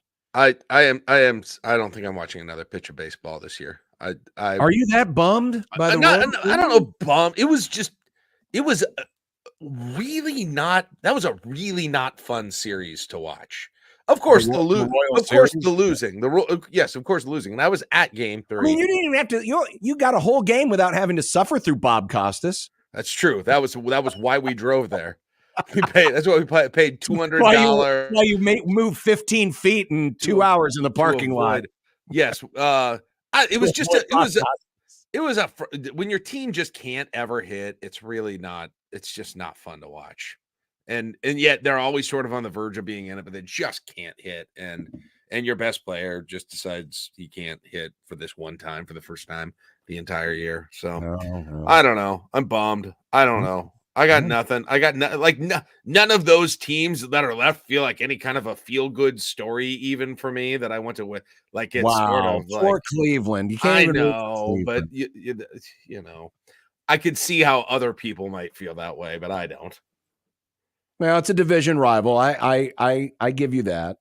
You know, it'd be like if the Pirates won. You know, and everybody would love them, and John for some reason would hate them. Yeah. Right. A division rival. I don't want him for the Pirates. I'd cheer for the Pirates. I don't want him getting good, you know? Yeah. I got all the nonsense from Nick all this year about Skeens. Yeah. And guess what? They finished last, just like they always do. It's because the rest of their bullpen sucks. No, that's probably true. Today at the press session with Matt Rule, and we'll have some of this audio a little bit later on, but apparently, you know, the fix is in, and I mean this from a good thing, not the fix is in as if there's a conspiracy, but they were fixing the special teams. And apparently George Darlington. Yeah, I saw this. Shared some notes. He had a folder of notes. Now, you know how people get, maybe not you and I as much, but you know how people get about, oh, here we go again. We always got to go back to the 90s to get everything. But, I mean, they were really good at special teams back then. Although was George Darlington ever the special teams coach? It was Dan Young, right? Well, Young always worked with the kickers, but everyone kind of pooled. Back then there's no such thing as a special teams coordinator back then. Everyone just kind of worked at it together. And now, you know, it's just like everything else. You know, we got a special teams coordinator. We got an assistant to the special teams coordinator. Did they call Dan Young the kickers coach then? He was officially known as the assistant offensive line and kickers coach. Weird. No, I don't think he's ever kicked a ball in his life. Yeah. He just went out and recruited really well. Can you even imagine?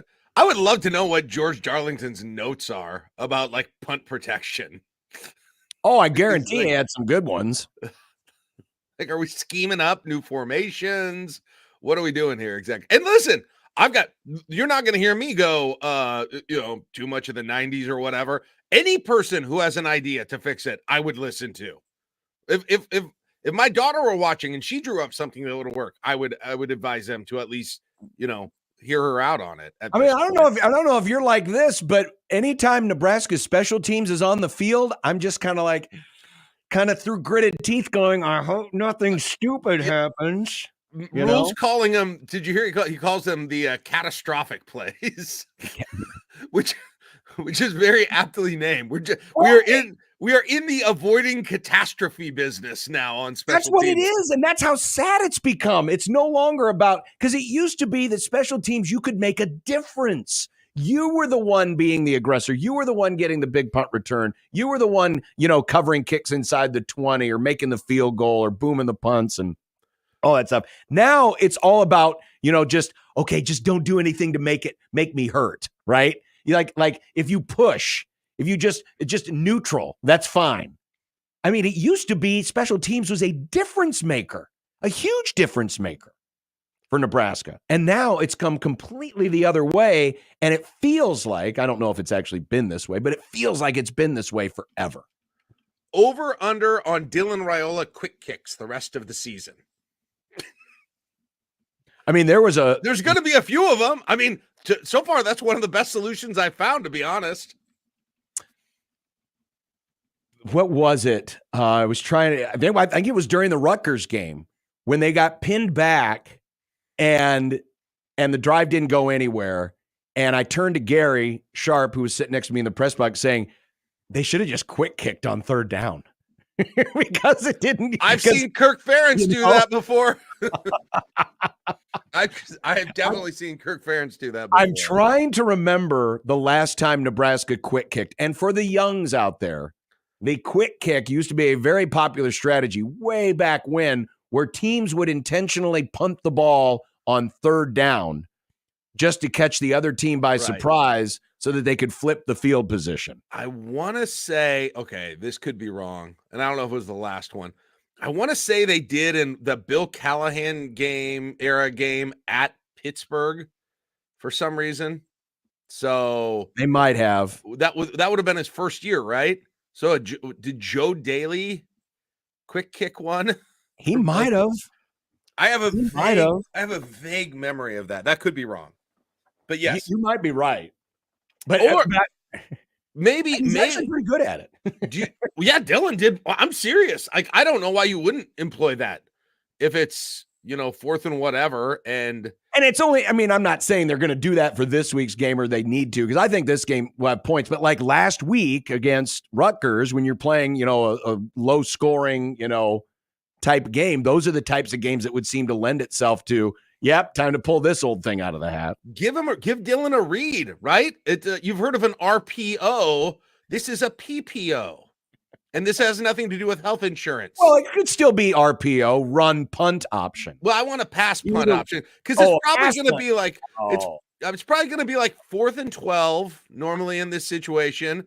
And well, yeah, but you're not going to pass the ball on 4th down unless you're, Brian Buschini's the passer on 4th. No. Dylan goes out and you can decide whether you're going for it or you're punting. Yeah, so hey, listen, I heard all last week, Jack, when I suggested that you need to bring in, Harburg. Well, you can't take your best player off the field in Dylan Raiola. You can't take your best player off the field in Brian Buschini. He's a black shirt now, too. Pecking order. Buschini, Raiola, Harburg. That's the pecking order. Most important. Question. If Raiola keeps getting good quick kicks, does he get a black shirt? Think about it. Good question. Could Raiola be the first quarterback to get a black shirt? Also, another question out there. Is one of the things that George Darlington brought on his notebook a drop-kicked field goal? Because that's not the worst idea either to give a try right now.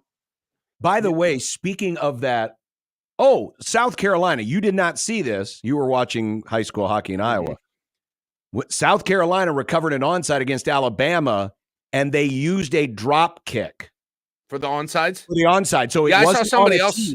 I saw somebody else do that this week. But they did. And the ball, the spin, it was like a top. It was spinning on its side, and Alabama couldn't come up with it, and South Carolina did, and it was brilliant. Listen, though, if you can't get this snap to the holder, but you got a punter that doesn't, the time being, or a punting snapper that had any problems. I think you try the drop kick for a field goal or two. Well, actually, if you think about it, Jack, the drop kick works because just out of field goal formation, because the ball's hitting the ground anyway. So all you have to do is just snap it, ball hit the ground, and you just kick it off the rebound. You don't even need to grab it and drop it. Yeah, I don't know what is the rule.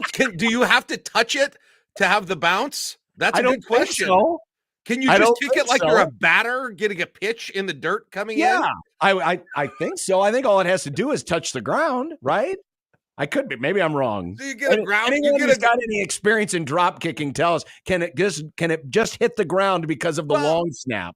I remember the last person I remember seeing doing the drop kick in a game, and I'm sure there were more, but doesn't like Doug Flutie doing it in one of his last games for the Bills? They had him kick a field goal on a drop kick for some reason. I have no idea why. Yeah, Flutie did that. Yeah, that's the NFL game. It was like his last NFL game. Yeah, that's the last one that I remember. It's not an off-used rule. In fact, most people probably don't even know you can do it. What we're talking about, you can drop the ball on the ground. It's got to bounce on the ground. Yes, and then you can kick it. You can do that for a kickoff. But you can also do it to make a field goal. That's the way a lot of field goals were attempted way back when, like 30s. Yeah, the drop kick was the preferred method. A time George Darlington is probably familiar with. That's probably in his notes. It's probably right there. Oh, the drop kick. You know, Harlan McGillicuddy did this for the Huskers in 32. It was great. It was wonderful. All right. Well, I'm looking forward. I have been looking forward to this game since the beginning of the season because I thought it would be an interesting game. Now it's even more interesting. So at 11 a.m. What kind of crowd? We're not going to be able to tell how many of them are Husker fans because all the we're in crimson the same versus thing. Red. It might kind of look the same. They should do the Husker fans that go to the game should do a whiteout. Whiteout. There you go. Because remember, black is not one of their colors. A cream out actually would be what it was called. That's true. A cream out. Make those stands creamy in Indiana. Didn't Osborne call for that or a cream out? No, when Nebraska played its first Big Ten game against Wisconsin, that I thought someone suggested that Nebraska fans should all go in white because they wouldn't stand out. That's the only thing I remember about that hideous game. Yeah. Other than that, it was a hideous game. Yes. Russell Wilson. All right. Well, we'll see you on Friday and enjoy your week. All right. Thank you. Enjoy the drop kicks. I will. We need to find out. Anyone who knows about the drop kick rule, can the snap just hit the ground and the kicker just kick it off the ground, off the bounced snap? Or does the kicker have to physically drop the ball his or herself? Because otherwise it's like a cricket pitch or something, like you're rolling it backwards and you're hitting.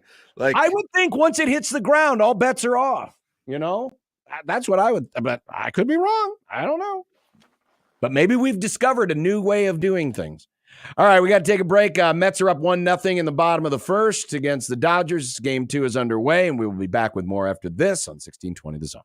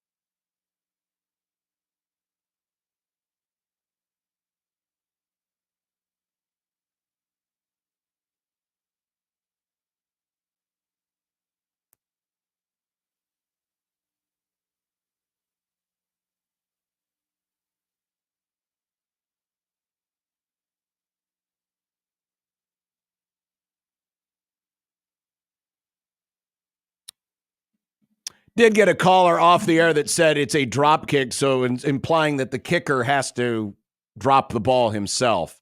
Yes.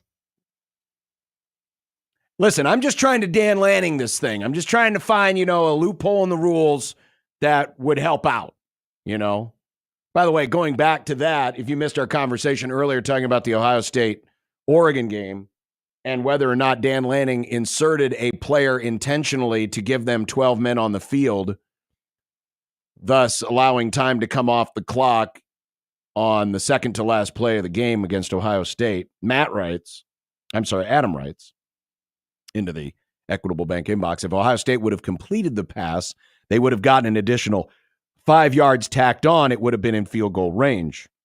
So I don't quite understand the reasoning that this would have been a good move by Oregon. The idea was that you're just trying to prevent a big gain. So yes, you are taking a risk, obviously, but you're trying to prevent a big gain because at that point, Ohio State was at the 43. They needed probably 13 to 15 yards to get them into reasonable field goal range. So the risk that you run is, hey, you're bringing the extra dude on the field with a limited amount of time left. You don't have time to set up a deep throw. So you just bring on an extra defender, and thus maybe it makes the quarterback hold the ball a little extra longer because you got to find it because it's harder for a guy to get open. I mean, it's a calculated risk for sure. And you're right. If they would have completed the pass, you get the 5 yards tacked on. That's why I think the loophole that needs to be closed is if you're Ohio State, you either take the result of the play and the time that ran off the clock stays off the clock, or you accept the 12 men on the field penalty. You get the 5 yards. It negates the whatever happened in the play, and the time, gets restored back on the clock. That's how you close that loophole, because there technically would have been no play. Do we have a sec to go over that question I had about the game? Yes. So you had a question about an earlier play in the Ohio State game. I sent you the link to the play in question. It's about 12 minutes left in the first quarter of the game, right before it's 2 drives before Ohio State scored the first touchdown. So Ohio State throws the ball. I have to look through the Don Bacon commercials. Oh, no, not the Don Bacon commercials. Well, it's either that or the Deb Fisher commercials or the Dan Osborne commercials. By the way, no relation. Yeah. Oh, and then there's a second commercial. Of course. You might be able to skip that one. Well, I will in 2 seconds. All right, so here's the play. Yes. So Ohio State. Oh, this is the interception. Yeah, the non-interception. Or the non-interception interception. What happened there? Because I don't understand. Well, what happened there was they gave the completed pass to Ohio State, and then Ohio State got up there and ran a play before College Replay had a chance to review it. Thus, once they ran the next play, the play was over. The play should have been reviewed. Okay. But because College Replay is the worst replay system in all of sports, it's all predicated, each team gets one challenge, right? But it's all predicated on what blind-ass Bob up in the booth does. And blind-ass Bob's up there, watching, and then he hits the little communicator and says, and buzzes down to the official because it's basically all run by upstairs. All of it. They didn't buzz down, either buzz down at all or buzz down in time. And because Dan Lanning only has one challenge, they didn't use it. And should the play have gone to Oregon? Probably. It probably should have been Oregon ball. At least it would have been reviewed. It never got reviewed because College Replay is the dumbest form of replay that exists on God's green earth. That's so bad. Yes, every replay in every other sport acts in real time. Well, every other replay in every other sport, with the exception, and obviously in the NFL, I mean, there are certain triggers, like if it's a turnover. Now, this wasn't ruled a turnover, so it wouldn't have automatically triggered the NFL's replay, but because you get 2 challenges, the coach could have thrown the red challenge flag and had it reviewed.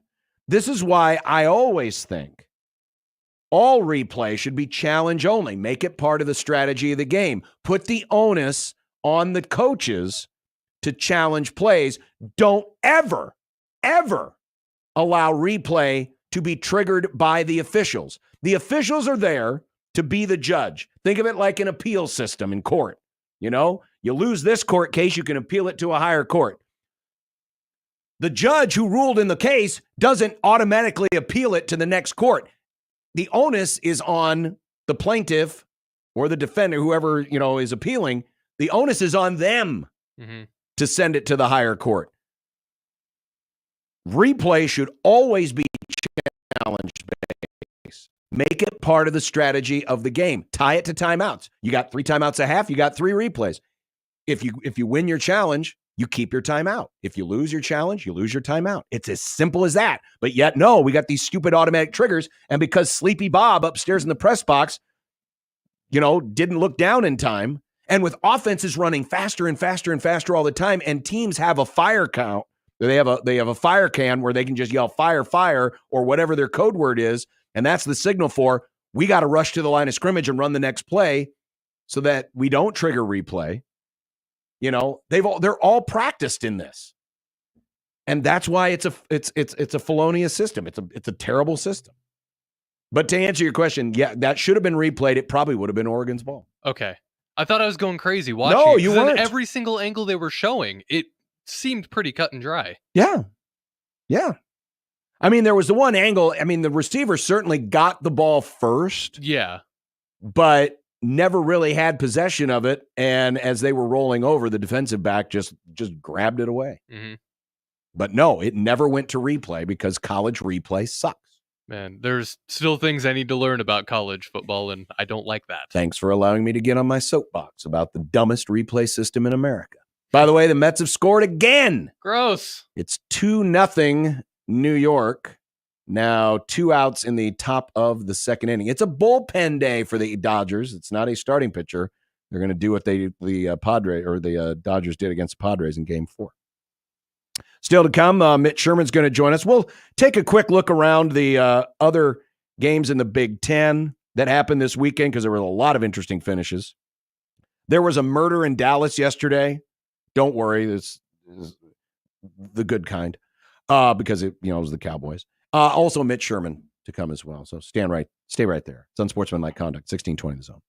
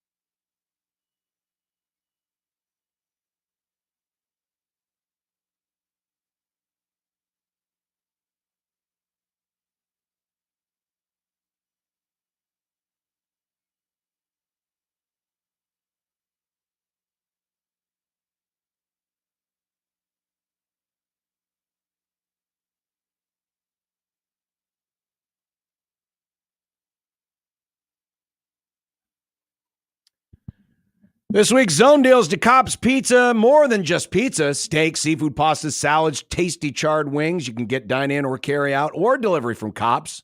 3 locations in the metro. And this week, it's the Zone Deal, which means 2 $25 vouchers are only $25. That's a half-off deal. Listen to the Happer Show all week to win $50 in vouchers from Cops. That's right, win as in free, or check out the Zone Deal starting this Friday morning at 9 on 1620thezone.com. Speaking of that Ohio State-Oregon game, 10 million viewers across NBC and Peacock. Most watched primetime Big Ten game since 2008. Wow. And that was on a busy night. I mean, you had Ole Miss and LSU was a really good game. Do you have on you what was that game? What was what game in 08? I don't know, but I know that Mark Vientos just hit a grand slam home run, and the Mets are up 6-0. No. So the Mets or the Dodgers scoreless streak has crashed and burned like the Hindenburg. Wow. 6-0 Mets. Too soon. It's been 90 years. I always wondered, I'm watching this game, and you saw the same thing in Dallas yesterday. Crashing and burning? Yeah. But this time of year, we're here in mid-October. The sun's at a different angle. The Dodgers don't play a lot of day games anyway.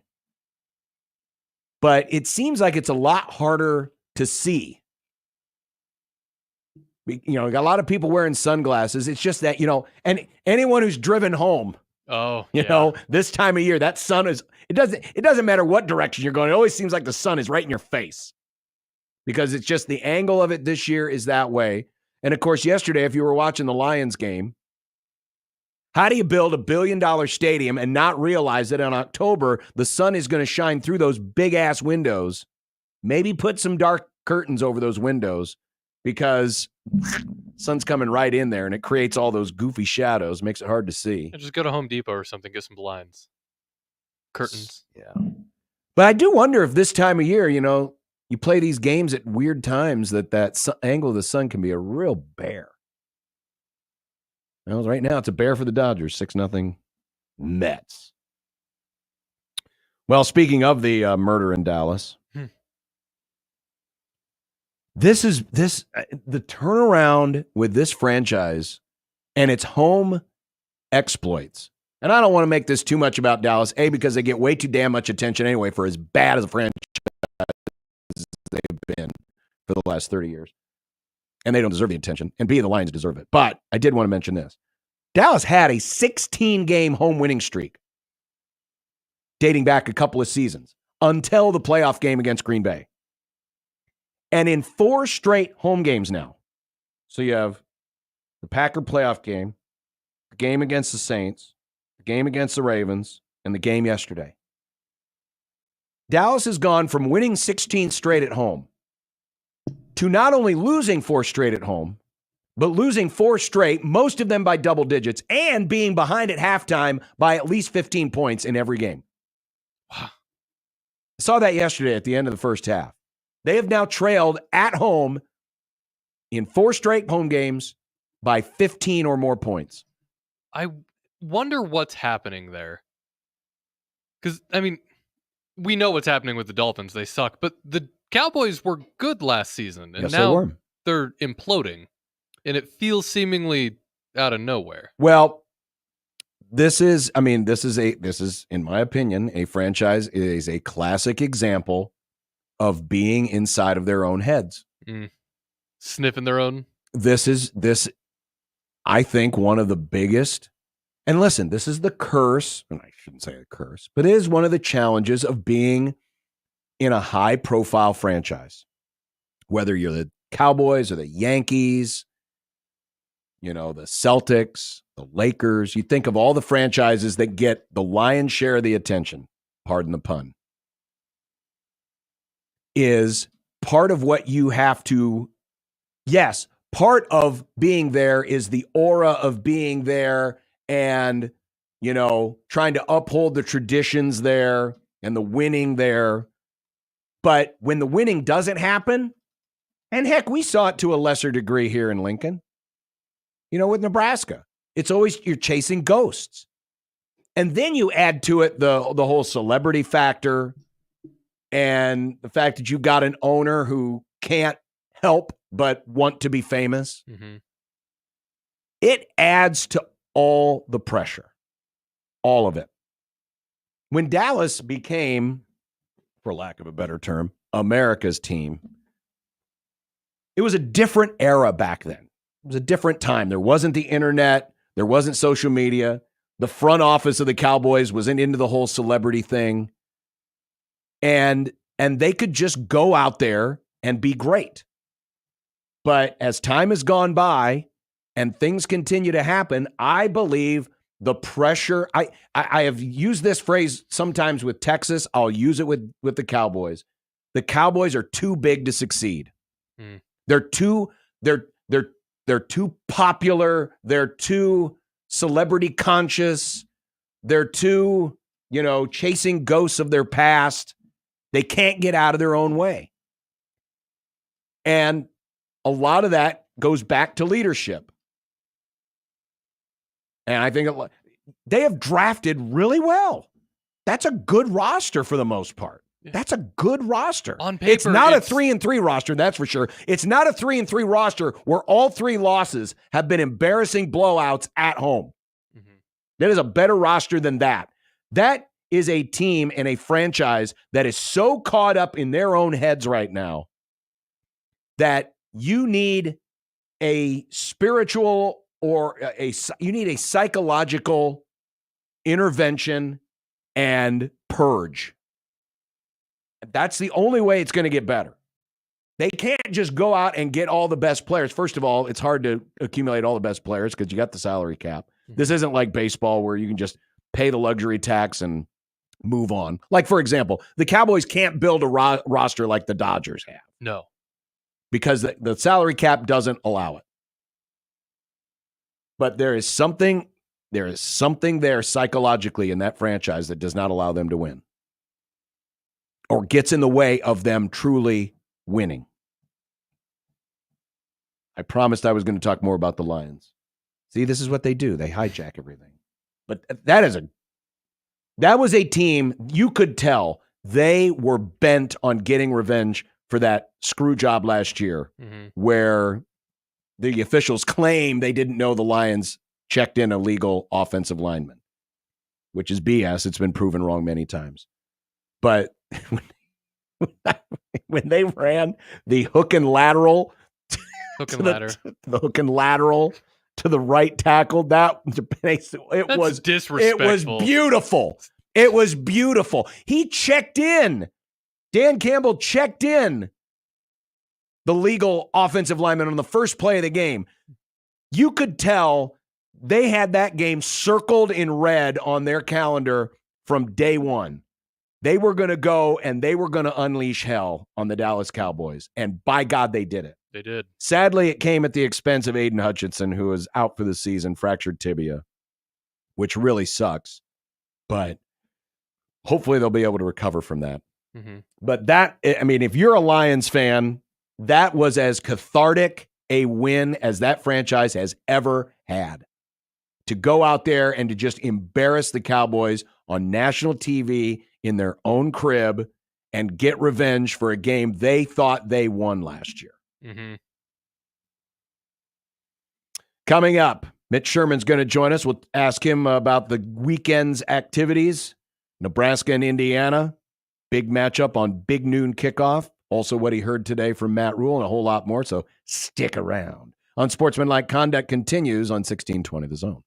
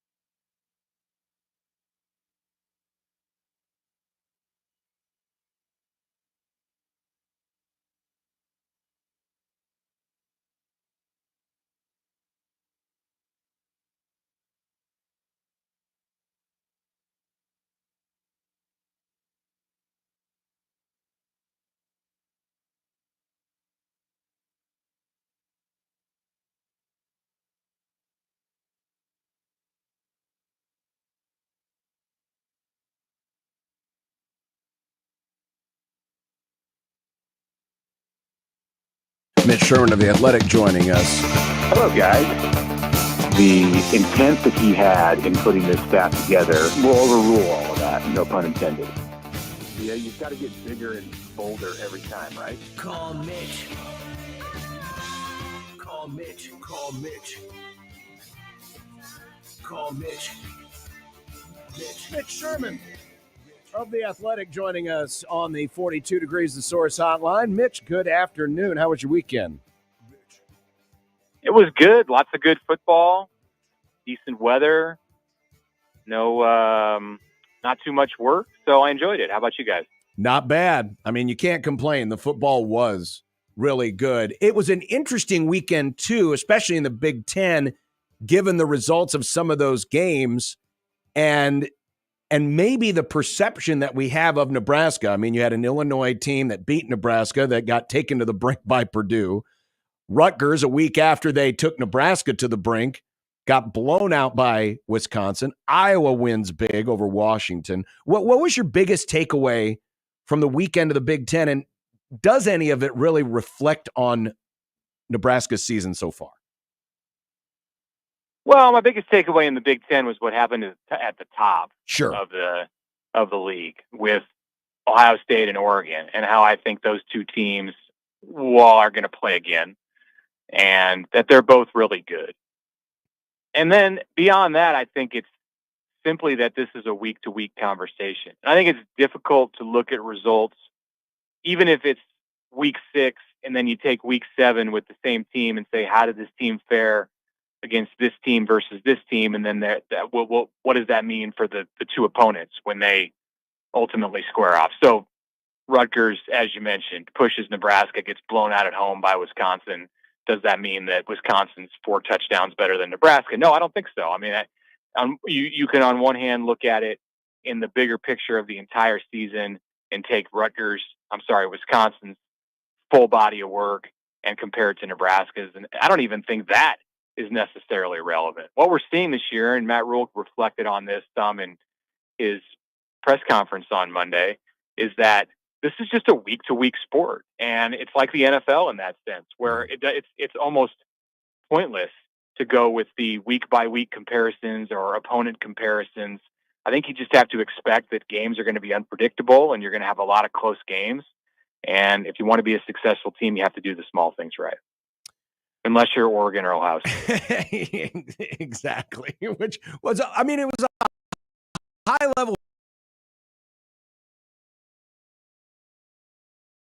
You thought, but it was refreshing in a sense. And I'm not saying Big Ten football has always been or is today what it used to be, and that is 3 yards in a cloud of dust. But it felt like Saturday night's game kind of had more of that flow of modern football where you had big plays, you had athletic players, and it wasn't like a 14-10 slugfest. It had elements of defense, but it really felt more, for lack of a better term, like more modern football in a Big Ten uniform, which was kind of fun. Yeah, and Ohio State's had that ability for a long time, and you've seen Ohio State go toe-to-toe with Georgia and Alabama, not always or often successful, but in playing competitive games against those teams when the Buckeyes have been in the college football playoffs. So they're a team, as are Georgia and Alabama in recent history, that can play it either way, that can get into the physical battles with teams in their conferences that want to bring them down to their level, but that can also go up and play the high level of athletic, like you mentioned, John, the kind of college football that I think people visualize the sport to be at its highest level, where there's a lot of focus on offense and incredible athletes and great catches, and the best players on the field are playing the wide receiver spot, and the quarterbacks are accurate. You know, Ohio State hasn't had to play many of those games in the Big Ten, and even when it's played Michigan and had very little success in recent years, Michigan has just been like the king of the physical pound you style of football. Michigan hasn't beaten Ohio State in the way that Oregon beat Ohio State. You know, I really had the sense that whoever had the ball last in that game was going to win, and that turned out to be wrong because Ohio State had the ball last and needed 1 more second or 2 more seconds on the clock. They needed Walt Anderson to be there, didn't they? Right. And Exactly. Man, that's the sword. You should play those two plays side by side. I think it was right. I mean, I haven't really heard there's not any controversy about Will Howard being down. If it had been 1 second later, perhaps there would have been. But what a way for that thing to end. It was refreshing. I think that's a good way to put it, to see a Big Ten game look like that. And this week, quite honestly, could look a little bit of the same. I mean, when you look at the numbers that Indiana has put up, it's very impressive. We know Nebraska has, good offense in them, especially, throwing the football. And even though Indiana is undefeated and they've, beaten everybody by at least 14 points, that defense doesn't look like a world beater. I mean, this game, at least to me early on, kind of looking at it, Mitch, has the feel of maybe having a score very similar to what we saw in Eugene the other night. Yeah, I think so. I think it's gonna be a game that if you get into the low 30s, you're probably going to be in good shape, and it's possible that both teams could get there. Yeah, the jury's still very much out on Indiana. Indiana's done everything that a good team should do against the schedule that it's played. I do think there's a couple of things in play in this game that are going to be really interesting to see. One, how does Indiana, and they both kind of involve the way that Indiana reacts. One, how does Indiana react to now being this team after a bye week that's ranked 16th in the country and is drawing the attention of big noon kickoff, and they're gonna have a lot of opportunities this week to kind of read their headlines in the same way that Nebraska did after it beat Colorado. And then two, if Nebraska if it is able to deliver a punch, and that's the thing that Indiana opponents have not really done this year. Northwestern to some degree, although Indiana wasn't behind in that game. I want to know how Indiana reacts, not just to its own success, but what happens if it gets hit in the mouth. Mm-hmm. If Nebraska is able to come out with that strong defense and make some kind of a statement, not like a knockout statement or a decisive statement, but just if it's able to do something to knock Indiana off its pedestal that this team has found a way to get on and stay on through 6 games this season. What happens then? Like, how do the Hoosiers react? I think at some point with Curt Cignetti, they're going to get to the place where they know how to react to that. I mean, he certainly seems to be for real, like someone who's going to build that school for as long as he stays there into a program that's formidable. But I don't think you can say after 6 games when they've faced very little adversity that they're a finished product and they know how to handle a punch in the face, for lack of a better description. That's going to happen to them at some point, and it's going to be interesting to see how they respond. And famously, they have not trailed this season. So, I mean, it could be as simple as that. It could be as simple as getting the first score, and how they respond there, because they have literally played from in front the entire season. Talking with Mitch Sherman of The Athletic. Speaking on special teams today, Matt Rule revealed that George Darlington apparently has dropped some advice. He had his famous folder of different things. What does it say to you when, it takes somebody who hasn't coached here in 20 years to bring advice to help fix a problem that it feels like Nebraska's had for the last several years, but certainly has been amplified this year? Well, this is nothing new. Coach Darlington has been bringing, as I think is bringing his advice to anyone who will listen for quite some time. Maybe Nebraska, because of the problems that it's had in special teams recently, will be more inclined to take him up on some of the suggestions. But, George famously wants Nebraska to put 2 punt returners back, and Nebraska has to protect its punter, and it has had 3 punts blocked this year, 2 in the last game. So I mean, it might be smart for Nebraska. It would be smart for Nebraska to listen to whomever is experienced in the ways of special teams and has advice to offer, to give it a listen and see what can be taken from that. But I don't think this is maybe the most we've heard about it. And Rule brought this up, and it was a lighthearted moment. He's trying to make light of the situation with special teams. Not that he isn't taking it seriously, but I don't think he was it's to be taken at face value that, okay, now they've handed this over to George to use his folder and like create the strategy for what they want to do on special teams. But the point is they can listen, and maybe there's something to, certainly there's something to be learned. He's a wealth of knowledge on all things football. Mitch Sherman joining us here on Unsportsmanlike Conduct. Sounds like Tommy Hill, if he's, he's as close as he's going to be, at least the last couple of weeks, to being ready. Did you get the impression that it'll be Hill and Wright on the field at the same time, or will they continue to, shuttle back and forth a little bit as Hill gets moved back in? And of course, that creates a whole different scenario with, having to move guys back into the safeties. Where do you think they end up going this weekend? Nothing that Rule said directly today makes me believe that, but I think you can read between the lines. One, that Tommy Hill's closer than he's been after a bye week to getting himself back on the field. He's been ready to go out there before kickoff the last two games, and then just hasn't been able to go at the start of the game. And Rule said, you probably heard it, that he actually ruptured the plantar fasciitis.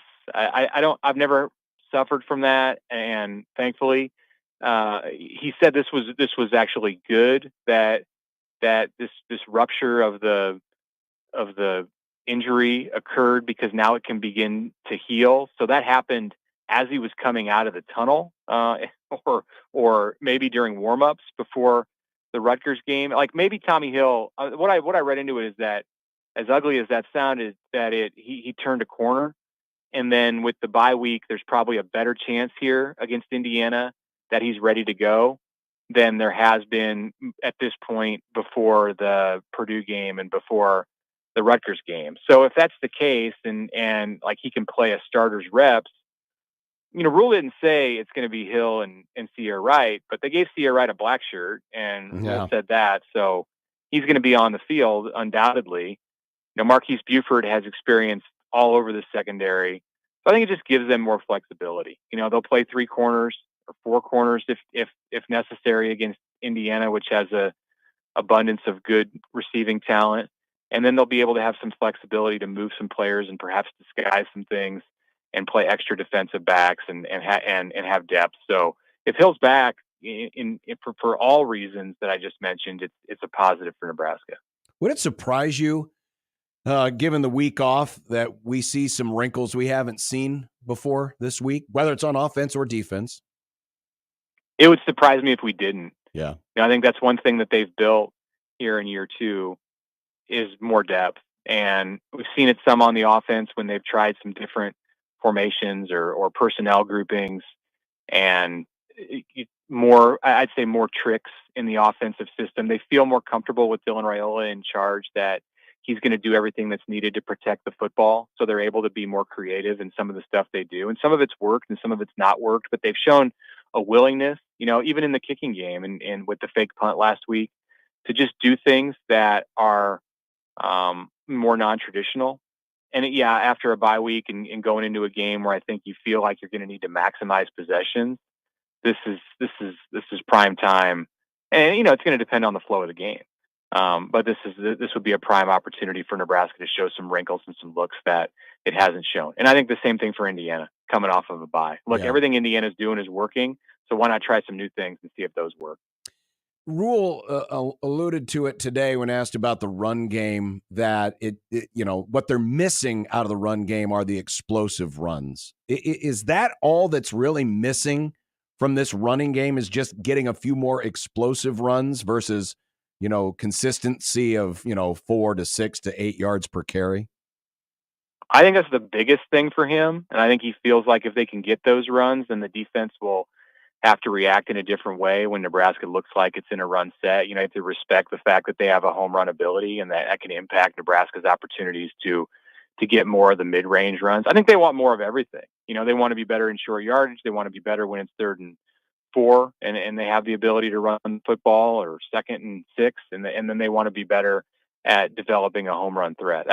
That's where he wants it to start. Like, I think it's because he looks at the players that they have at that position, and he feels like they're not taking those 12-yard runs and turning them into 40-yard runs or 50-yard runs. And he thinks that this group with Emmett Johnson and Ramir Johnson and Dante Dowdell, all three of them have the ability to do that. So, sometimes you might say, like, let's start this and be more consistent at the 6 to 8 yard runs, and then hope that and work to get the big plays to come down the line. It's interesting to me that, at least in the way that he verbalizes this, that he seems to want it to go the other direction. Like I think he's more content right now with what they're getting from those middle and short yardage situations, and he wants to see the big plays hit. But obviously, if the big plays hit, then you're going to have an opportunity to be more successful too in the smaller stuff.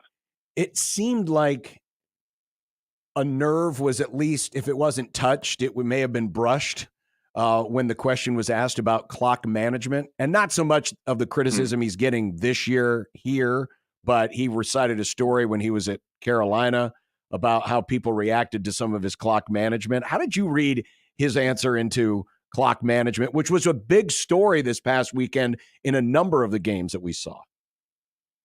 Yeah, I think some of it certainly was a reaction to criticism that he's received in the past. And then, as you said, also because he watched college football this weekend and he saw that on the main stage. I mean, even in the biggest game of the weekend, the most exciting game of the weekend in the Big Ten, where you had a clock management issue not once but twice for Ohio State and its veteran quarterback on the final drive, and its offensive-minded coach too, and its offensive-minded offensive coordinator. So you have the triumvirate of Ryan Day and Chip Kelly and Will Howard together, all failing to manage the clock in a way that could have cost Ohio State the game. That probably did cost Ohio State the game, or at least a shot to kick a game-winning field goal. So I think Rule's point is, like, this is not as easy as it seems. And you can sit on your couch or in the press box or whatever, and you can. It's easy to criticize clock management, but it's a part of the game that's open to scrutiny, and it's tough as a coach. And here's some examples why. Just watch the sport week to week. I think he enjoys that part of the game, and in studying it, and in always trying to get better in it. But I think he likes to stress, as we saw today, that like I just said a minute ago, it's not easy in those moments to just be able to do what it looks like you ought to be able to do. It's easier to coach a game, I think, from your couch than it is from the sideline. What'd you think of Rule's comments regarding the lack of sportsmanship he said he saw this weekend? Yeah, that was somewhat unexpected.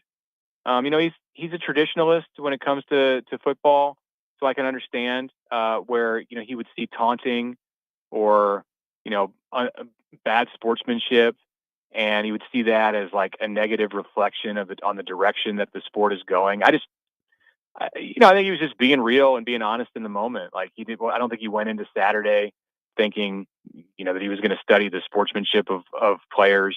I don't think he came into the press conference today necessarily intent on making an issue out of that, but he was talking about watching college football on Saturday, and I think that's probably just an observation that he made that popped into his mind in the moment. Usually the things that he says are fairly deliberate, and it's a message to his players or a message to somebody. I didn't get the read that one was. I just thought he was sharing what he felt in the moment about the way that college football is. And there's a larger point there, that this is a sport that has kind of become centered around the personal brands and like the personal movements of players, and that the teams that are going to be successful and what he's trying to make his team is one that's always there for the betterment of the team. So he would prefer not to see, and it sounds like it won't stand for his players to do some of the things that he saw with taunting and again, promoting themselves on the field. They want to promote themselves off the field and have money-making opportunities and do things in NIL. I think he's all for that.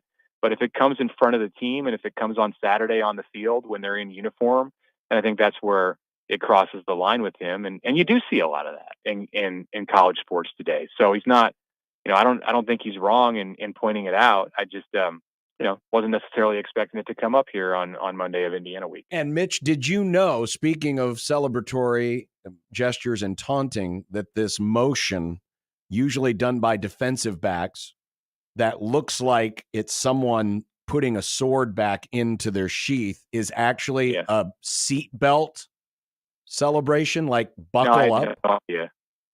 I had no idea. Yeah, I mean, this wasn't even the week where you started to talk about that, and I immediately, my mind went to the week before with the Minnesota USC game and the brandishing of a weapon. Right. Yeah.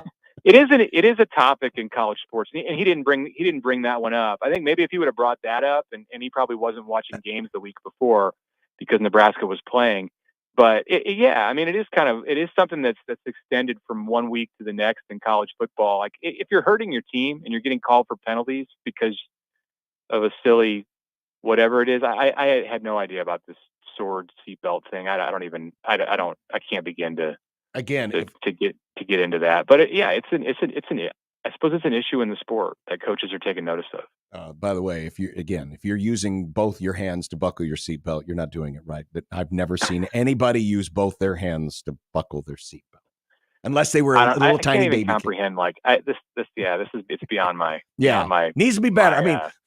It needs to be more clear. I mean, give PJ Fleck credit for one thing. Pretty easy to mimic rowing a boat. You know exactly what that is. Exactly. I mean, the Minnesota players don't row the boat on the field, and if they did that, then you have to look at that as great sportsmanship because they're all in it for the team.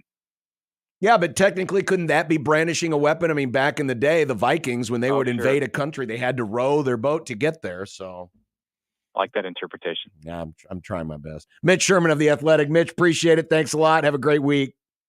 Okay, thanks, John. Take care. Mitch Sherman joining us on the 42 Degrees The Source Hotline. Go back and check out our conversation during the crossover about the whole, apparently it's someone buckling a seatbelt. It makes more sense than a sword. Again, lockdown, doom. That's cooler, not a padlock. That's what a cooler celebration. It means you're locking things down. It means you're locking things down. That's not my interpretation. When I see people do that, this is the padlock. Have you ever locked a padlock before? I've locked a padlock before. You swing the little arm over and then it clicks in. Doom, click. But it sounds cooler when you go doom. It's better than a bad seatbelt gimmick that looks nothing like buckling a seatbelt, and it looks everything like someone putting a sword away. Have you never seen somebody put a sword away, John? No, because I don't hang out at Renaissance festivals. It's your loss. Is that the case? 6-0. Mets still leading the Dodgers in Game 2, trying to even up that series. And tonight it's Game 1, the Yankees and the Cleveland Guardians. Go Yankees.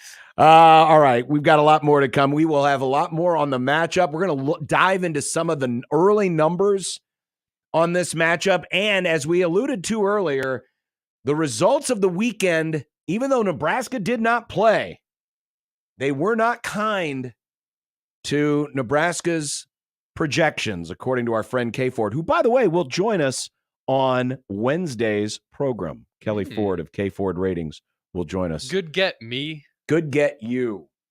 It's Unsportsmanlike Conduct on 1620 The Zone.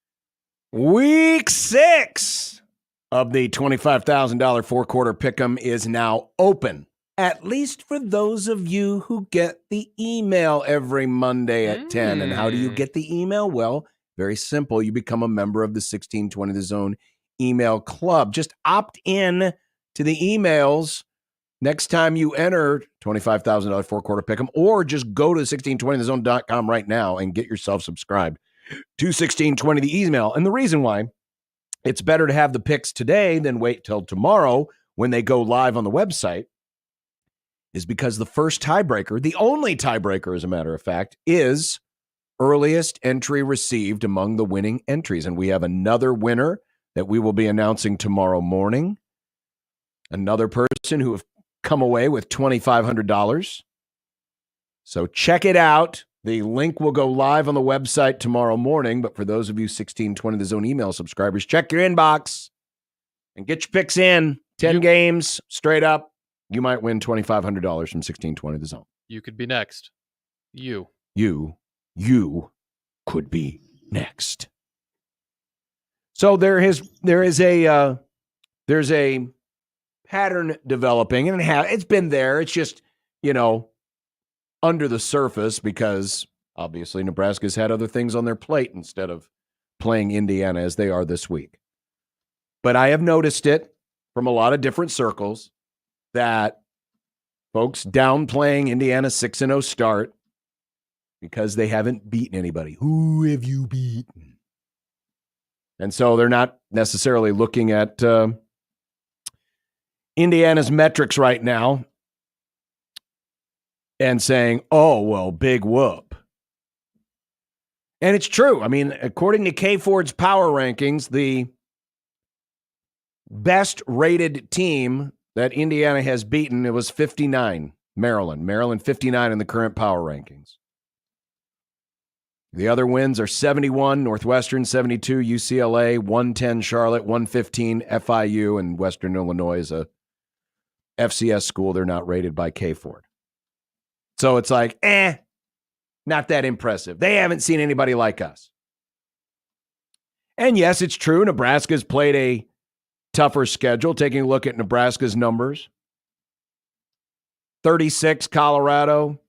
54, Illinois, loss. 63, Rutgers. 98, Purdue. 131, UTEP, unranked because they're FCS, Northern Iowa. I mean, if you look at it, Nebraska marginally better, but not definitively better in terms of strength of schedule. But I sensed that something like this was coming because, let's face it, there is an element of, dare I say, jealousy. First year, Kurt Cignetti comes in. Indiana's getting all the love. Indiana's getting all the attention. They're a surprising 6-0. This is their first year running the show. And there's a little bit of, well, why couldn't that be us? If Indiana can do it, why can't we do it? And that's a different conversation. But I think that's part of where this comes from. And the other part is, let's face it, a lot of people still window shop. They look at the name on the front of the jersey and say, oh, it's Indiana. They're not really that good. If this were Washington, or let's pick a program that, maybe hasn't been great, but at least has had a historical name, like Texas A&M. I don't know if people would necessarily push back as hard as I see some folks doing with Indiana this week. Again, I understand it, but I think one of the themes that we've developed through the show today is you really can't window shop with anybody, good or bad. We can't just look at Alabama and just assume, oh, they're Alabama, they're great. Alabama should have lost on Saturday. They did lose last week to Vanderbilt. The Alabama that came out of the halftime locker room against Georgia feels like a much different Alabama that went into that halftime locker room against Georgia when they were leading by 4 scores. Because since then, they have been outscored. And like I said, they should have lost last week. They should have lost on Saturday. They should be 4-2 right now. But this year in college football feels more uncertain, which is so interesting because we're also going into a time where perception has never meant more. Now having a 12-team playoff where you're going to have 7 of the 12 teams picked at large. I'm sorry, 8 of the 12 teams, because you'll have 4. No. You got 5 conference champions. You have the Power 4 champions. Well, that's the top 5 rated conference champions, but it's going to be the top 4, the 4 power conferences, and then 1 from the group of 5. So 7 of the 12 are going to be picked at large based on their resume. And I feel like this is going to be a harder year to do that than most, because right now we don't have a great feel for anybody. Just when we think we have somebody figured out, like Alabama, they stumble around. Just when we think, we just assume because, hey, it's Georgia. Georgia's won, 2 out of the last 3 national championships. Georgia hasn't been a world beater this year. There's really been one team that has the combination of the talent, the pedigree, and the resume that actually looks like they belong, and that's Texas. Texas looks like they belong, right? Because they've got the name, it's Texas. They have been impressive, even though they didn't play really that great against Oklahoma. They still won, 34-3. But they've got the impressive win over Michigan. They've pretty much controlled every game that they've been in. They're the one team right now that looks like, hey, these guys are legit. And that's not to say that Oregon doesn't deserve to be highly ranked or Ohio State doesn't deserve to be highly ranked, et cetera, et cetera. But in terms of just having the look, which is what college football has always been about, this has been a sport that for decades has literally been built on perception. We used to vote for champions. Then we vote on the teams that get into the playoff, and we're still voting. We're voting on more teams to get into a playoff starting this year than we ever have before. Because before, it was just 4. And even then, you kind of had an idea. By the time you got past the conference championship, all right, here are the teams that are going to get in. But now we're in uncharted territory because we're taking 12 and 7 are being picked based on essentially their perception. Sure, there's a resume component. People are going to look at stats. They're going to look at numbers. They're going to compare things. But it's isn't it dangerous this year to compare wins? I mean, let's just use Nebraska as an example, right? This past weekend, the team they lost to, Illinois, was taken to the brink by the worst, again, perception, Power 5 or Power 4 school in the country in Purdue. Taken to the brink. If Purdue hits the 2-point conversion in overtime, they win the game. That's the team that beat Nebraska.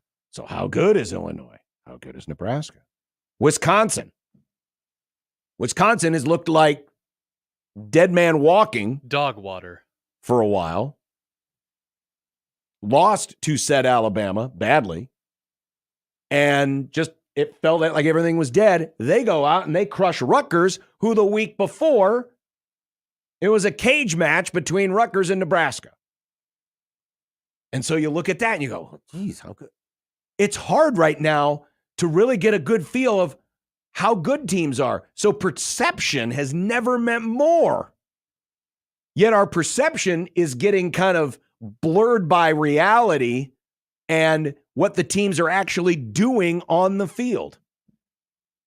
It makes for a lot of great intrigue. It really does. But it's also kind of frustrating because I don't know, outside of a handful of teams, that you can really say, oh, absolutely, that team is better than that team. When you're talking about peers, I'm not saying, oh, by the way, Penn State and Air Force are on the same plane. Obviously, they're not. But when let's just say you take the top 20 teams in college football right now, right? Just whoever they are, top 20 teams in college football, and call that the peer group. It's hard to definitively say in most cases, oh, that team is definitely better than that team, without just using your perception of either what's on the front of the jersey, window shopping, and then you try to back it up with what's actually happened on the field, and then all of a sudden you say, well, but makes this season really, really bizarre. And I think I do not envy the committee's job. Unless the second half of this season gives us a ton more clarity, and I don't know if it will, but unless the second half of this season gives us a lot more clarity, which really translated is consistency, right? So the teams that are at the top right now go out and do what the top teams are supposed to do, and you get more of them. You get more teams like Texas who right now have that look and have the resume behind them to say, hey, they definitely look good. I mean, even Oregon. Yes, Oregon right now in the moment has the most impressive win of the season. They beat Ohio State. But don't forget, it was only about 3 or 4 weeks ago, Oregon is sloughing around with Idaho and needed a last-second field goal to beat Boise State. Good team, but needed a last-second field goal to beat Boise State at home. And so you kind of wondered, is Oregon really that good? Now, maybe they're, turning things around right now and they're making things happen. But wow, this is going to be a tough, tough year to pick those other teams. And I think you're going to have a lot more teams with a lot more arguments. Forget about last year and should Florida State have gotten in over Alabama. I think this year the arguments are going to be bigger and more contentious. And we're going to have to find out from a bunch of new commissioners on that committee, just what was the criteria that they used to select these teams. I think it's going to be fun. I think it's going to be a lot of fun. When we continue, speaking of that, we have several teams that are already using their mulligans, some of which we've just mentioned. The Mulligan Boys. We're going to compare some schedules and figure out who's got the best chance of surviving yet another mulligan as we count down to the playoff, and still to come in the happy hour, an early look ahead to the Indiana matchup and just how good those offensive numbers really are for the Hoosiers. It's all coming up. It's Unsportsmanlike Conduct on 1620 The Zone. Nick Grimm for Circus Sports Iowa. The postseason baseball has been incredible, and you can play along with all the rest of the season with the only sportsbook you need, Circus Sports Iowa. Right now, you can play with the in-game lines for this Mets-Dodgers game happening right now. Those lines update every single break too, which just enhances your watching experience. And while you're there for this game, you can also put in your tight money line split pick for tonight's Yankees-Guardians game. The Guardians plus 146 to win Game 1 of the ALCS. There are also props, run totals, futures, and more just waiting for you with Circus Sports Iowa. Plus, when you do win a lot, they won't punish you by limiting your account like some of the other guys like to do. And they have all the hospitality of Las Vegas in the palm of your hand anywhere in the state of Iowa. And let me just say, the hospitality of Circus Sports, amazing. It's great. I can speak from firsthand experience. You want that hospitality, and they provide that for you in the app. Go ahead and download Circus Sports Iowa today. If you or someone you know may have a problem with gambling, call 1-800-238-7633.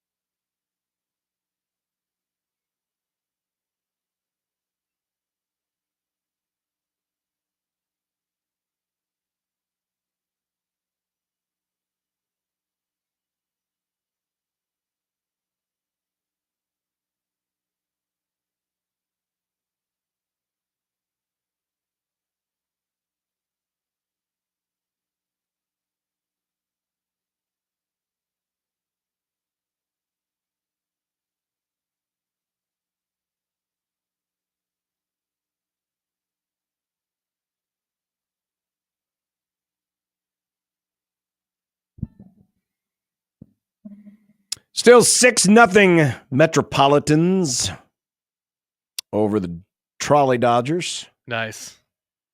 In the second game of the NLCS. By the way, our friend Mike Farron, who is covering this series for SiriusXM, will be en route to New York tomorrow, so he will not be joining us on the Grum. But Matthew Weaver will help us preview Indiana tomorrow in that segment from 24/7 Sports.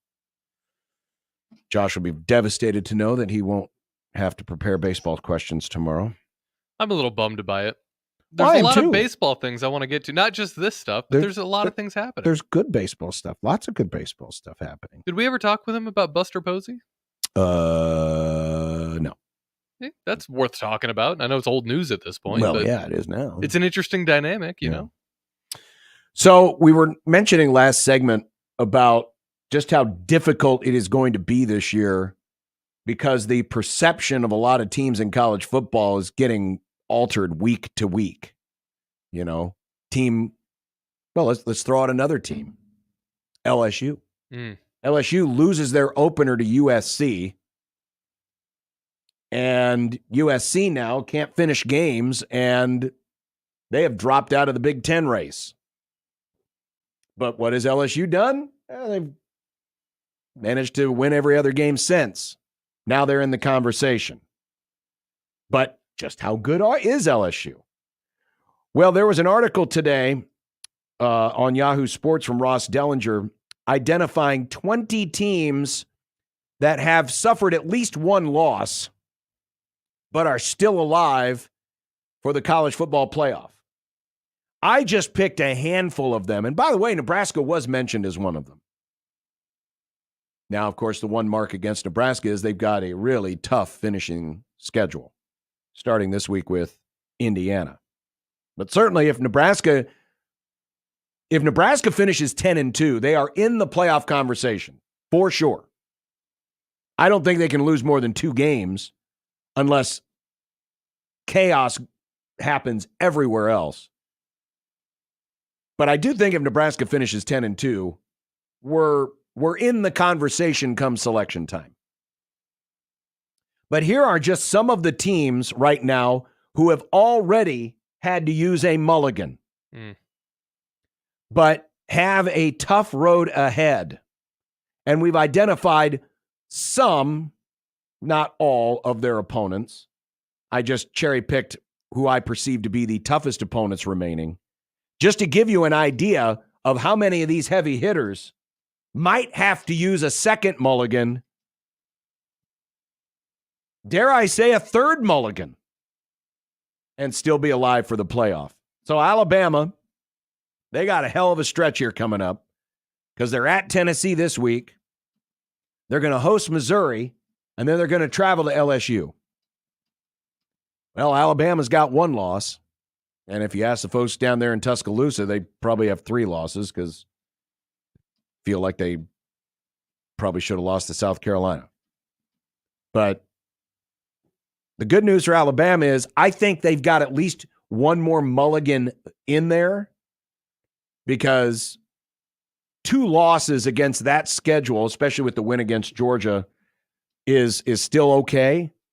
But the way Alabama's played as of late, they may have to use a couple. And I don't know if they're going to be able to afford a couple. Ohio State just suffered their loss to Oregon. They got Nebraska after a bye. They're at Penn State. They host Indiana, and they're at Michigan. And I know Michigan's not the Michigan of last year or the last 2 years, but it's still Michigan. It's still a rivalry game. It's still on the road, and who knows what's going to be on the line for the Buckeyes. Notre Dame. Notre Dame has 2 undefeated teams. Whew. Army, Navy. Oh, and they still have USC. And I know USC isn't great right now, but they've been in every game. Mm-hmm.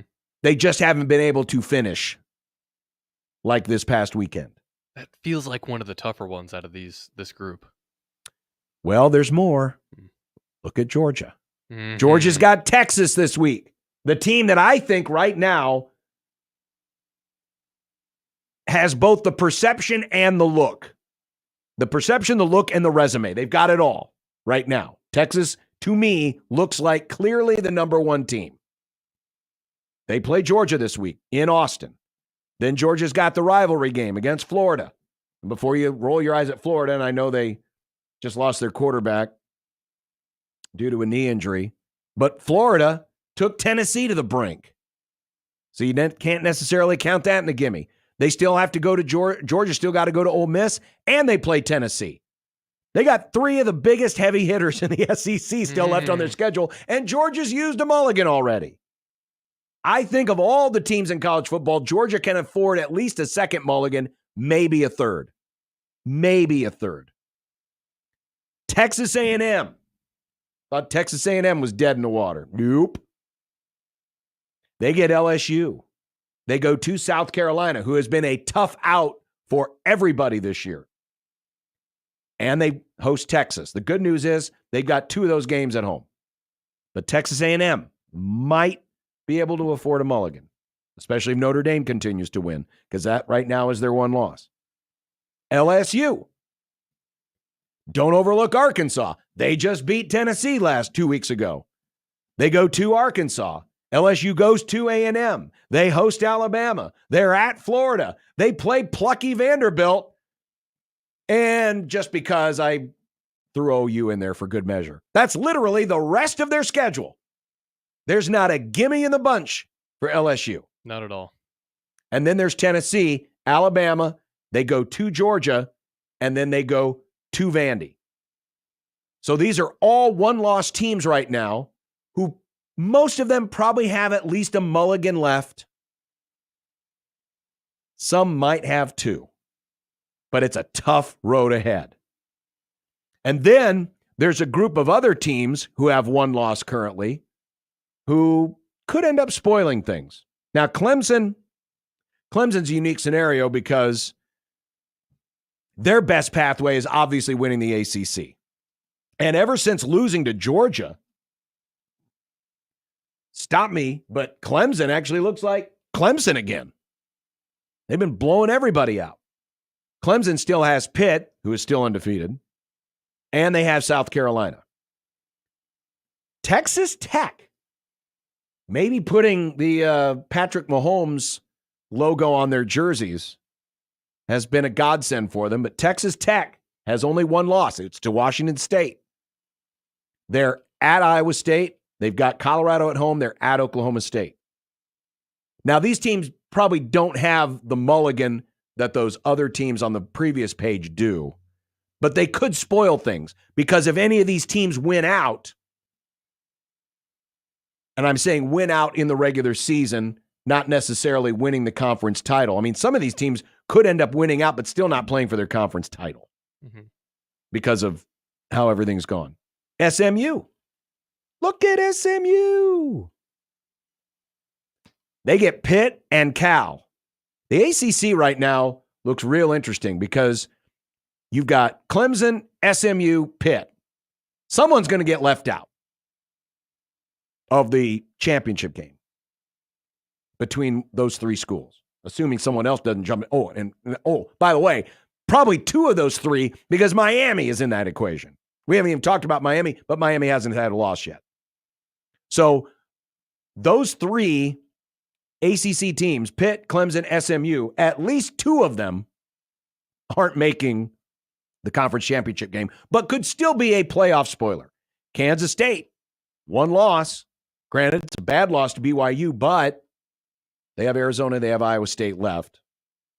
Missouri. Now, Missouri's got they probably don't have the mulligan that the other SEC schools do because when they lost big. And A&M took them behind the woodshed. But Missouri's got Alabama, South Carolina, Arkansas. And hell, I even threw Washington State in there because Washington State's only got one loss. Washington State could be a spoiler or certainly a tough test case for the committee. Washington State, a team without a conference right now, with one loss, they could end up going the rest of the way. There's no conference championship game to play in. They could be 11-1 and steal a playoff spot from any one of those other teams I just mentioned just simply because they'll have an 11-1 record. Now, they won't have certainly anything anywhere approaching a strength of schedule that a lot of those other schools have, but that's a team to watch for. I know I said it already, but man, the second half of this season is going to be wild. It's going to be wild because a lot of these games are happening within the next couple of 3 weeks. And we'll see how it all plays out. But coming up next, it is the happy hour. And in the happy hour today, we're going to look ahead to Indiana this week. Got a lot of numbers to look at, and that offense is pretty good. Indiana, I'm saying, Also, we're going to hear from what Matt Rule had to say today as well at his regular Monday press conference. We will continue on Sportsmanlike Conduct on 1620 The Zone.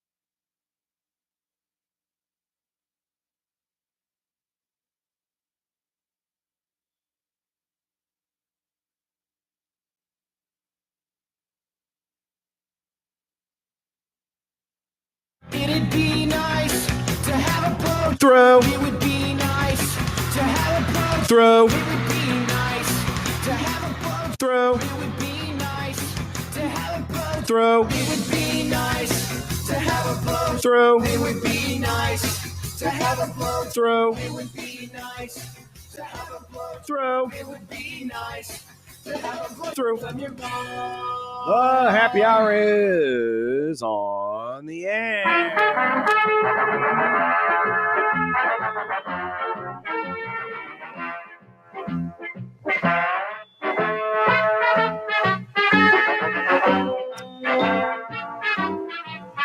Dodgers have touched the scoreboard.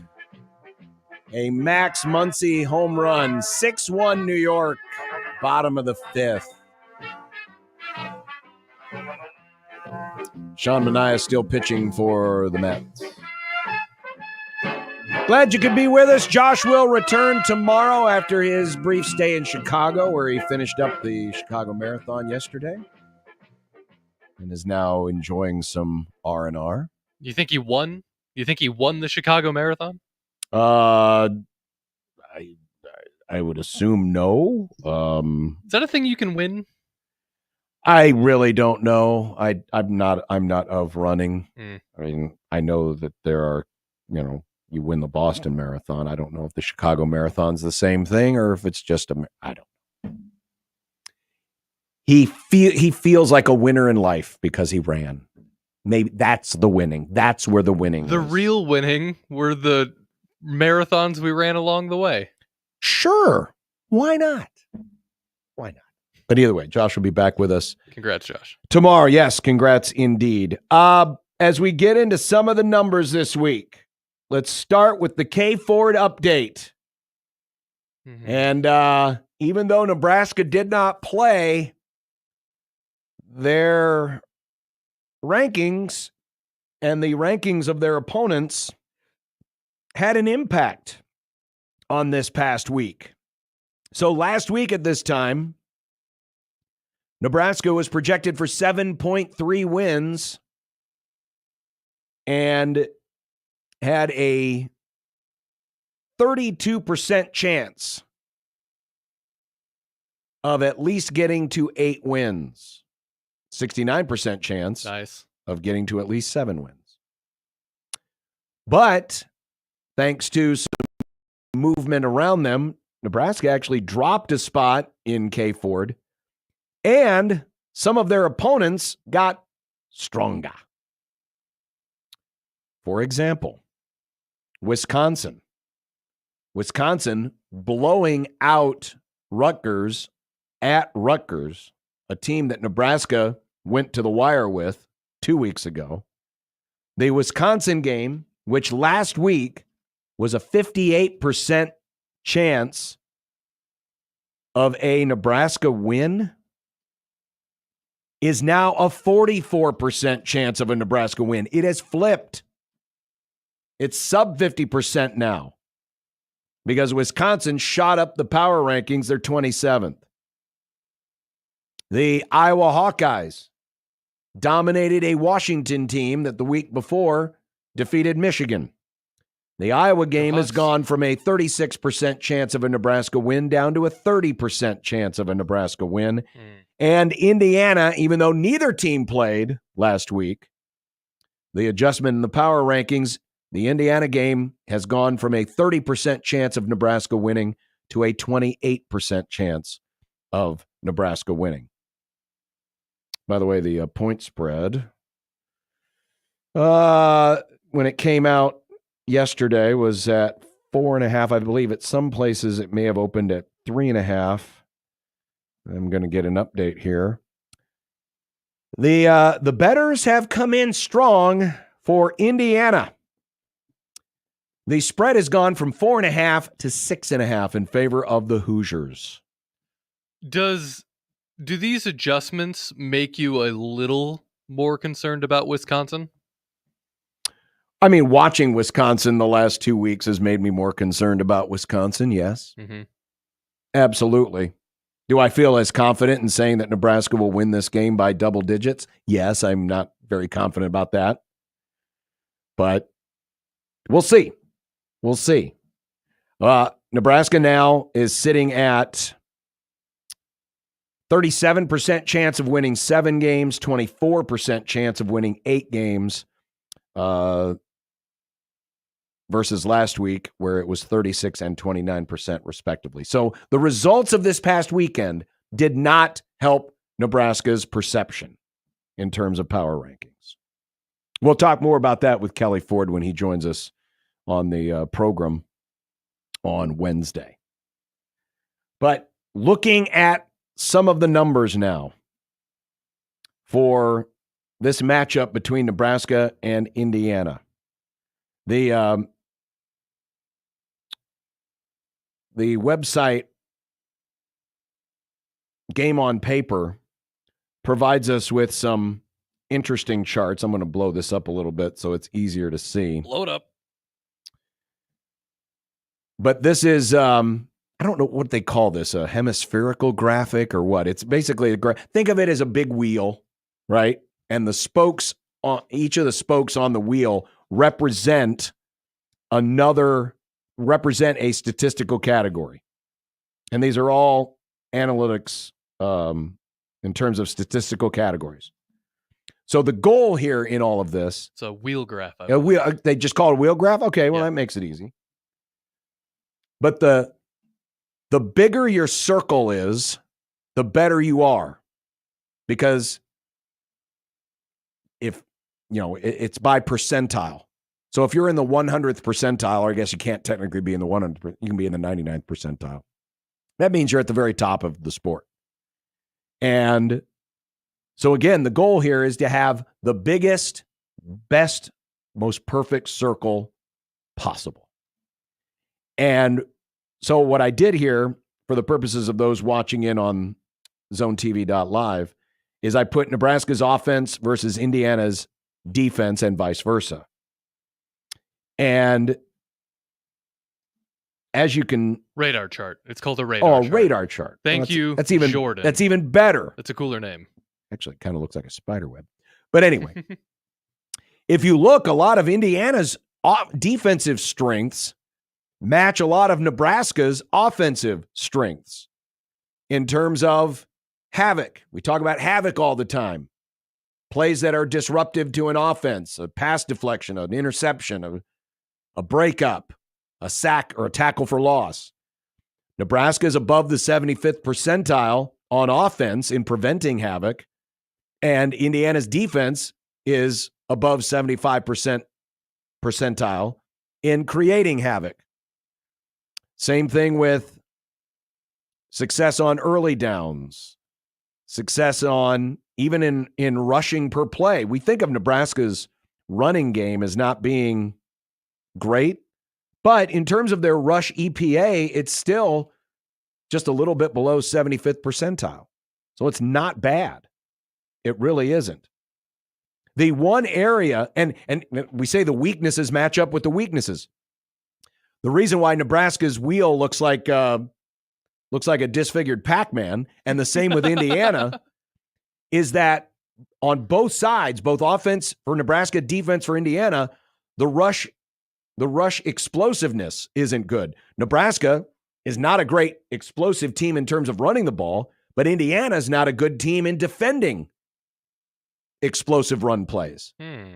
So in a lot of areas in this matchup, Nebraska's offensive strengths match up with Indiana's defensive strengths, and the weaknesses match up with the weaknesses.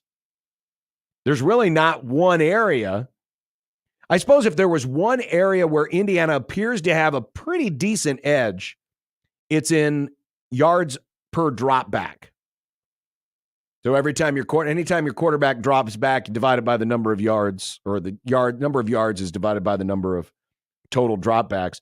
Nebraska is about 65th percentile in that category. Indiana defensively is up very close to the very outer edge, almost 99 percentile. So that might be an area where Indiana's got a bit of an advantage. But again, the weaknesses match up with the weaknesses, the strengths match up with the strengths, which I found rather interesting. Then we do the opposite for Nebraska's defense versus Indiana's offense. And again, there's some spots on here where strength versus strength, weakness versus weakness.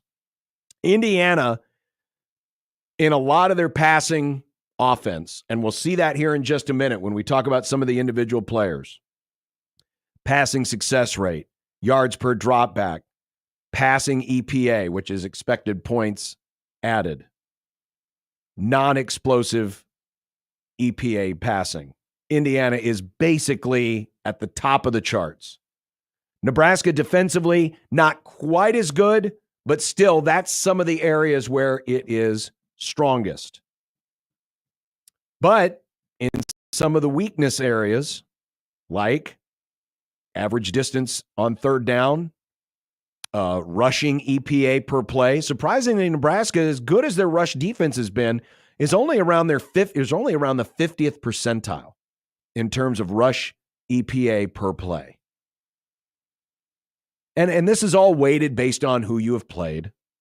Well, the same can be said for Indiana's offense. Their rush EPA per play is not that much better. So, in some ways, strength versus strength, weakness versus weakness. If there was an area where Nebraska's got a decided advantage, I really don't see one. And in areas where Indiana might have a decided advantage, there might be a little bit of an advantage in havoc. We've talked about Nebraska's havoc being pretty good this year. But again, when weighted for the opponent, it's only in the 50th percentile, whereas Indiana is closer to 75th percentile in preventing havoc. So that's a look at the radar chart for this game. I'd be interested to find a radar chart around this time of year from last year with Indiana, just to see how much of an improvement. I could look at one. I don't have it on me right now that I can display, but yeah, we can look back at last year's. I'm sure it's the sheer turnaround that Indiana has made. I'm sure it's dramatically different. Dramatically different. All right, so as we look at the individuals on offense in this matchup, it starts with Curtis Rourke, the transfer from Ohio, the former MAC Player of the Year 2 years ago. Remember, last year he had to sit out due to an injury. But this is the national leader in expected points added per dropback. He leads the country. We flashed this chart up earlier when Jack Mitchell was on in the first hour. But if you look at the gap between him in first place and Cam Ward, who some people have pretty high on their Heisman list, it's a pretty noticeable gap. Curtis Rourke is at 0.67 EPA per dropback. Cam Ward is next at 0.48. Don't worry about what do the numbers actually mean. Just look at the ratio at which one guy leads the next guy. Because if you look from Cam Ward on down, I mean, everybody else is pretty tight. But Rourke has a decisive advantage. Also in yards per dropback. Rourke is averaging 10.4 yards per dropback. Cam Ward is at 9.8, just for comparison's sake. Rourke is third in the country in completion percentage, completing 74% of his passes. He's third in yards per attempt, averaging 11 yards per attempt. And he leads the nation in NCAA quarterback rating. Plus, he's only thrown 2 interceptions versus 14 touchdowns. So what you're saying is he's pretty good. He's really good. And again, you can say they haven't played anybody. Fine. This will be a different challenge, no question about it. It will be the best defense that they have played. But all things considered, and remember, all these analytics are weighted based on who you have played. He is still at the top of the list in a lot of categories. Running the football. Now, we talk about Indiana, and we just assume, well, Rourke, great. Well, actually, before we go to rushing, let's skip down to the wide receivers for a moment, because this was another thing, and I don't have any accompanying graphics to go with this, but take a look. Well, I'll take a look. I'll describe to all of you. Their top 5 receivers all together make up. I mean, you could right now, if you just look at their EPA per target, so expected points added per target, if you were to go by the raw rankings on Games on Paper and compare it to an all-star team of receivers that Nebraska has played using that same metric, EPA per target, Indiana has a better group of receivers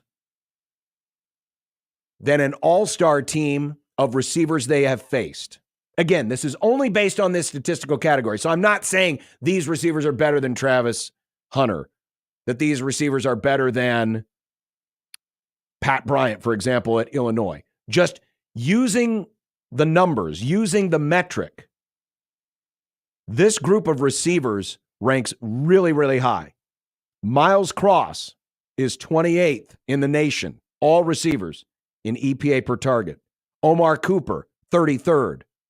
Elijah Surratt, I believe that's how you say it, Sarratt. He's 43rd. Keyshawn Williams, 66th. So right there alone, of all the receivers in the country, Indiana's got 4 of the top 66. By comparison, Nebraska has only played 3 receivers this year who rank inside the top 70. Kenny Odom at UTEP, Pat Bryant of Illinois, and believe it or not, LeJontay Wester of Colorado. All in EPA per target. And Miles Price, who is their second leading receiver in terms of catches, he's the lowest in EPA per target at 146th. By comparison, Isaiah Nayor is 47th in EPA per target. Jamal Banks is 141st.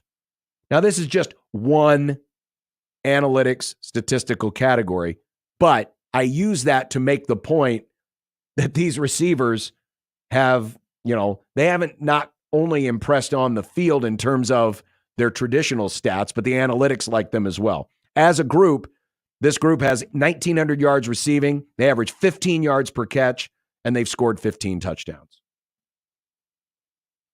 Now we can skip to rushing. Because while we have talked up the Indiana passing game, Indiana's got 23 rushing touchdowns this year. Whoa. So they have run the ball well this season. By comparison, so they have 23 rushing touchdowns. Nebraska, by comparison, has 11 rushing touchdowns. Justice Ellison averages 6 yards a carry. He's got 6 touchdowns. And Tyson Lawton has 7 touchdowns this year, averaging nearly 5 yards per carry. So even though they have dazzled through the air, running the football, they've been really good. As a team, Indiana averages 5 yards per carry. You're not painting a very optimistic picture, John. Well, it's not about painting an optimistic or a pessimistic picture. It's about just painting a picture of here's how good they have been. Mm-hmm. Here's how good they have been. And again, you can talk all day long about, well, they haven't played anybody, but you still got to go out and perform. Yes. And they have done that in every single game. So they're going to come in with a lot of confidence. And the one game I watched a lot of was the UCLA game. They could not be stopped. Indiana could not be stopped. The only thing that stopped them was their own mistakes. And most of those were on defense. A lot of penalties in that game. But this is a really good offensive team. This is the best offensive team Nebraska has faced. And the thing, I guess, if I wanted to paint a pessimistic picture, I would paint it this way. The one team that made Nebraska struggle because of their balance was Illinois. And even then, Illinois really didn't capitalize on their balance until the fourth quarter when they started to run the ball better. Mm-hmm. Because before the fourth quarter, they weren't running it that well. But they were still giving Nebraska fits, even in the first 3 quarters when they weren't running the ball. Then the run game started to kick in, and that's when Illinois took over and eventually won the game. But that has easily been the most balanced offense Nebraska has played. This is a better offense. This is a better offense than Illinois. And so from that standpoint, that's probably the thing that concerns me the most. I would not have as much concerns about this game if I just quoted Curtis Rourke and the receivers and the passing game. But the fact that they can add the running component to it. Listen, a good balanced offense is going to give any defense fits. So this isn't even a value judgment necessarily on the black shirts. But this will be the most balanced offense Nebraska has played to date. And quite frankly, the only other team that has the potential to be as good or better is Ohio State. Because Ohio State can both run and throw at a very high level and certainly have a lot of future pro prospects in the bunch. But this team will by far be the most balanced, and that is what concerns me most. Because even if Nebraska is able to stop the run, will they be able to prevent Curtis Rourke from dropping back and throwing? They're going to have to get more pressure than Rourke has faced this year to make him uncomfortable. The two biggest keys I see early in this game is not allowing explosive run plays and getting pressure on the quarterback. That's what I like so much about this radar chart that you had here, because it does a good job visualizing exactly how well balanced of a team this is. They are. Like, where they're lacking, but they are solid in so many different aspects. Yeah. As Carson points out, and this is a good point, 23 rushing touchdowns for Indiana versus a team that has not allowed a rushing touchdown this year. That's why I think, going back to those radar charts, the strengths match up with the strengths and the weaknesses match up with the weaknesses. And I think that's going to make for a really interesting game on both sides of the ball, which then frankly scares you a bit when you think about special teams. Because if this game's going to be close, special teams is probably going to have a lot to say about what happens, and we all know where Nebraska has struggled this year. And they can't let that get in their way.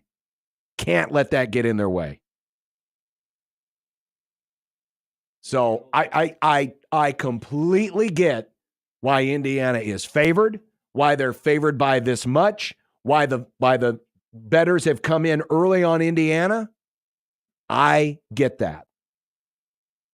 The one thing that you hope for is that maybe with the off week, Indiana's reading a little bit more of its press clippings, that they're going to be a little too amped up because they're going to be on the national stage in the noon window this weekend. They've got big noon kickoff coming.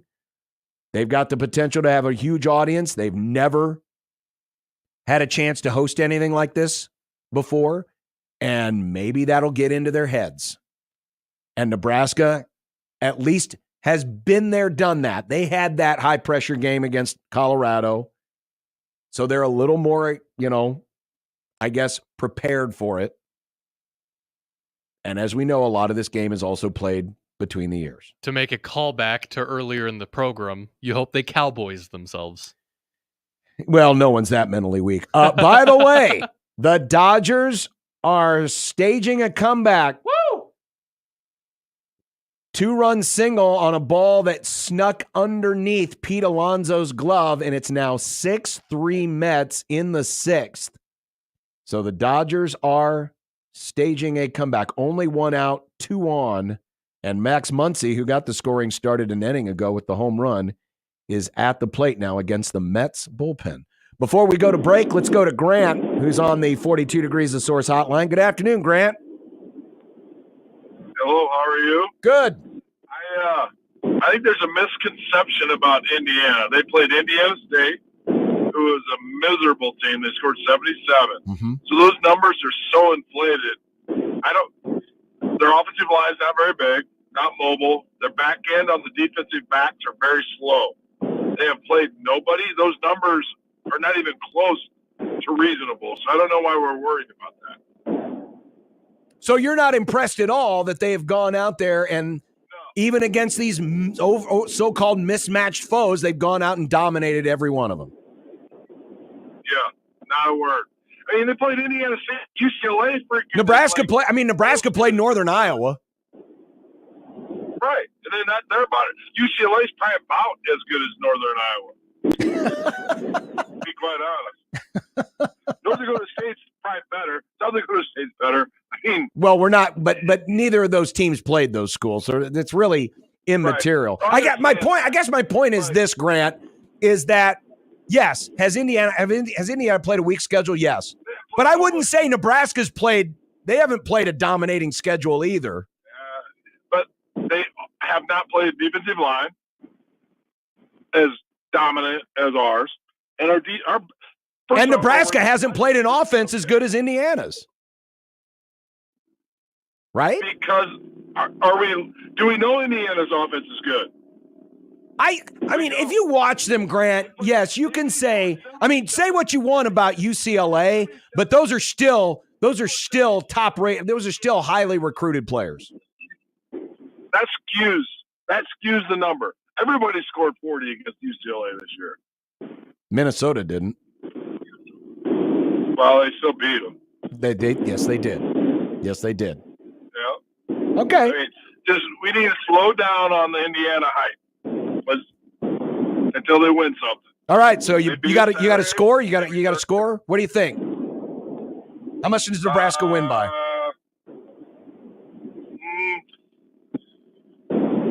13. All right, Nebraska by 13. Put it down. Yep. You don't have to give me a score, but 13's fine. We'll put it down. Grant, thanks for the call. Grant says Nebraska by 13. See, I said this from the top of the show. There is a lot of window shopping going on with this matchup. There's a lot of people that dismiss Indiana because they're Indiana and they haven't played anybody. But when you look at the power rankings, Nebraska's schedule has been better, but not that much better than Indiana's. So any question you can bring up about, well, just how good is Indiana's offense? You could make the same thing. You could say the same thing about Nebraska's defense. The one team that made them honest, both running and passing, beat them. That's the biggest thing. Forget about, even throw out Indiana. Let's say they're playing Team Y this week, and we don't know anything about them. The one thing that concerns me about Nebraska's defense is the one time they got stressed, both running and passing, they didn't pass the test. Every other team on their schedule, they had a glaring weakness. They either couldn't run or couldn't pass, or in the case of Purdue, they couldn't do both. That's why I am not dismissing this game out of hand. But a lot of people are looking at this and saying, oh, it's Indiana. There's a fatigue. There's a factor of, oh, I'm tired of hearing about how good they are. I'm tired of hearing about how good they are. Don't let yourself fall into that trap. I'm not saying Nebraska can't win this game. They can.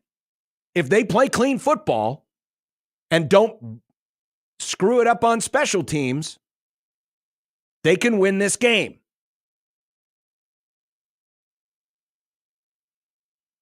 But it ain't going to be easy. And I'm not surprised that Indiana's favored. And at this moment, if I had to pick the game today, I would pick Indiana to win. I haven't decided yet, but if I had to pick today, the Mets may, let's see, we'll get a replay here. They may have gotten out of the inning with a double play. Wow, nice job. Oh, Classic John. I don't know about this. I don't know if he's on the bag. They're going to look at first.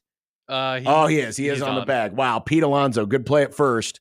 Inning-ending double play. It would appear they are going to review it, I'm pretty sure. He was on. But it is a challenge, and the Mets lead it 6-3, possibly at the end of the sixth. We'll have the answer to that. We even take more of your calls.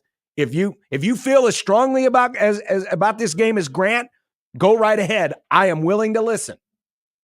Maybe I'm out of bounds here. Maybe I'm doing too much talking up of Indiana. We'll be back, 1620 The Zone.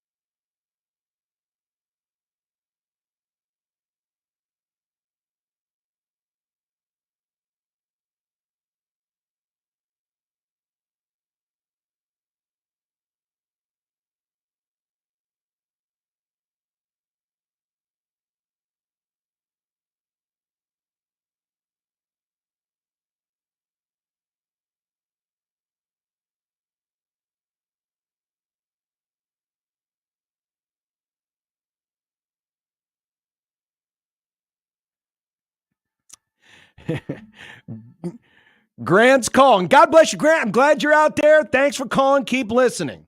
We can disagree, but it embodies a spirit and a mindset that even the last 20 years of lack of Nebraska-esque success hasn't driven out of a portion of this fan base. If I'm not speaking about you as a Husker fan, please forgive me.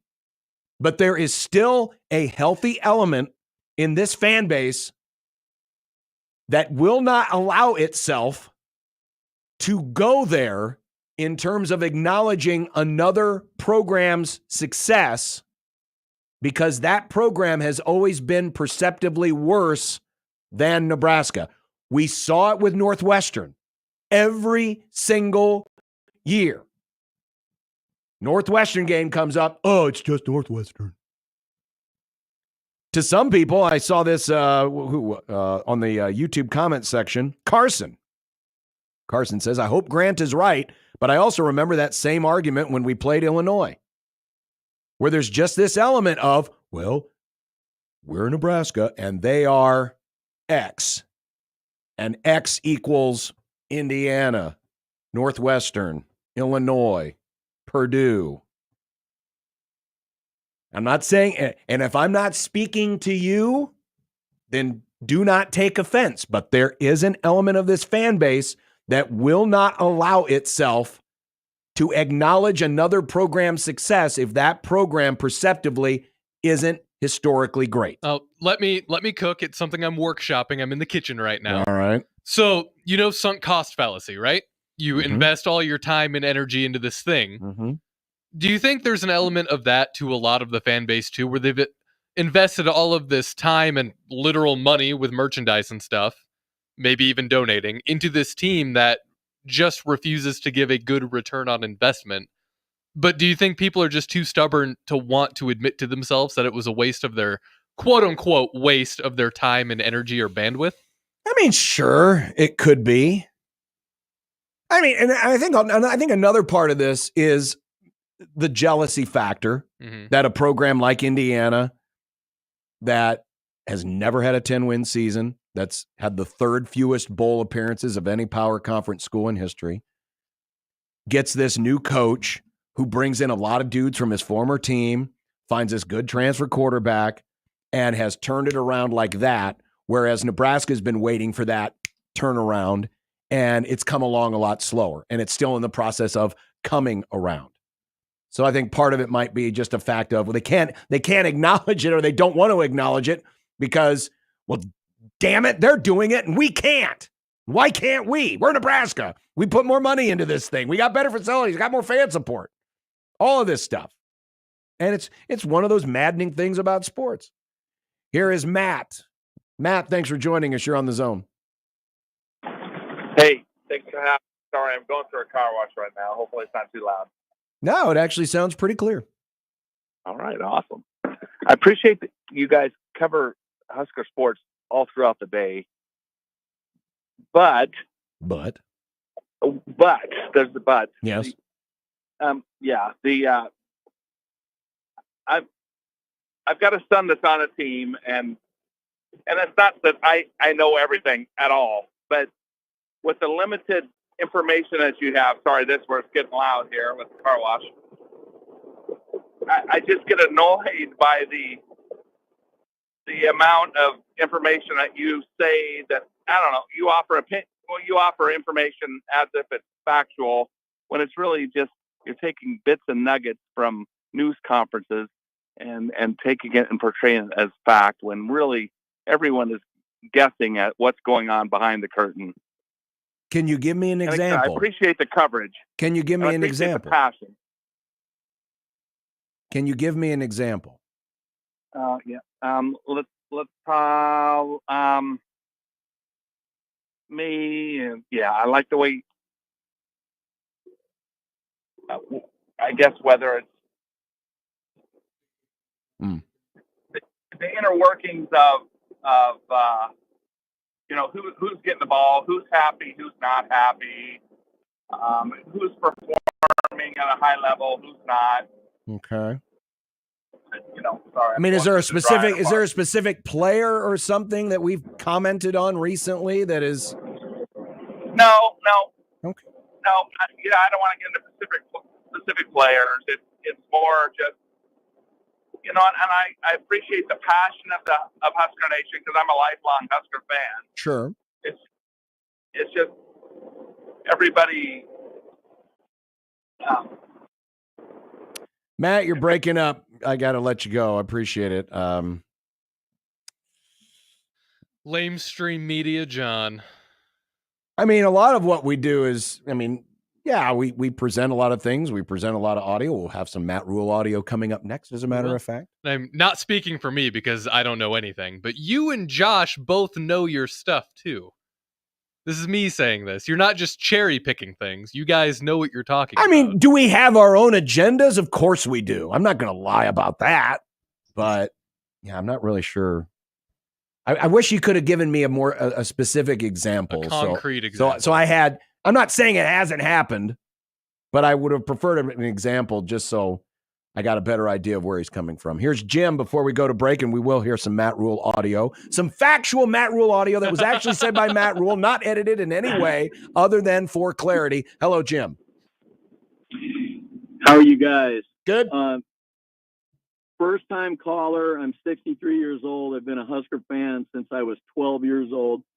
I love the way you presented your segment that I believe spurred all these calls. You were simply presenting facts and a realistic comparison of what Indiana has done versus Nebraska. I think what happens with Nebraska fans, and I'm not going to call them unrealistic. I'm really not, because I'm the biggest one you would ever meet. But you're simply stating, you're not really giving an opinion. You're simply presenting something. And I think the issue is that people get mad at that, and they get PO'd simply because of a fact presentation, and they get defensive. I don't know how that affects the actual team performance, but it's been going on for a lot of years. And I'm going to hang up and just give you your perception of my call. Okay. I really believe that you're simply presenting a factual statistical fact, and I think we go overboard with our reaction to it. That's all I'm going to say. Jim, I appreciate it. Thanks. And by the way, that's not a trait that's exclusive just to Husker fans. So I want to get that out. Everyone's going to do this. Heck, I'm sure there were some Cowboy fans yesterday that were presented with all this stuff about the Lions do this and the Lions do that. And, some of the pie in the sky folks will be like, but they're only the Detroit Lions. I mean, it happens everywhere. It happens everywhere. And that was my whole point of just wanting to break down some of this. And I can't wait when Josh is back tomorrow, and we'll talk about it all this week. I'd be curious to get his perception, because talk about agendas for a moment. You could say theoretically that I have had an agenda this year that I thought Indiana was going to be pretty good, because I identified it before the season that I was like, hey, man, watch out for Indiana. This game could be pretty tough. Now, I didn't expect Indiana to be this good. Okay. But I did think that this was going to be a bigger challenge on Nebraska's schedule preseason than a lot of other people were. And so you might say, well, you're just looking at it this way because you were higher on Indiana than most. Josh wasn't as high on Indiana as I was. So I'll be curious to see how that conversation goes this week. But yeah, I mean, my whole point for doing this was just say, hey, here's the numbers, here's what we've got, and here's why I'm concerned about this matchup. And it can be a launching point for this conversation for the rest of this week. I can tell you this much, just based on the early results, and I'm not just taking a handful of calls here, but judging by what I've seen in my inbox, on Twitter, other discourse out there, this is going to be a real interesting postgame, win or lose, because of the way people perceive Indiana to be going into this game. This could have the potential, if Nebraska doesn't win this game, of a lot of people getting sour on Nebraska real quick. And not just because they lost, but because, oh my God, how can you lose to those guys? And I'm here to tell you right now, if Nebraska does not win on Saturday, that does not mean that Matt Rule's build is lost and that this thing is coming off the rails. This is a good football team. This year, the year of our Lord, 2024, Indiana is a good football team.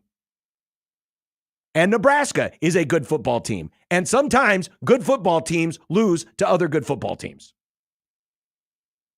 Can't win them all. And so I am a little concerned. I guess if I were the national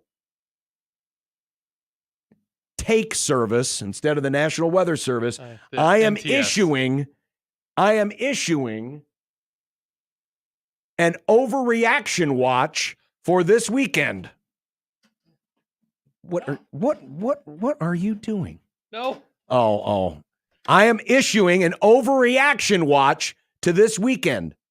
Because if Indiana wins this football game, you're going to get folks who are going to be really sour on Matt Rule and don't believe me? Go back to 1 year ago after the first 2 games, and you already had people using the F word with Matt Rule. We have a overreaction watch issued for this area. And speaking of overreaction, you can listen to Big Red Overreaction right after the finish of the game. Gary and Austin will have it for you live. Oh, you remembered his name. Yeah, of course I did. He's a coworker. Why wouldn't I know his name? This Saturday on 1620 The Zone and 1019 The Keg. With that, we'll have some Matt Rule audio when we come back next on 1620 The Zone.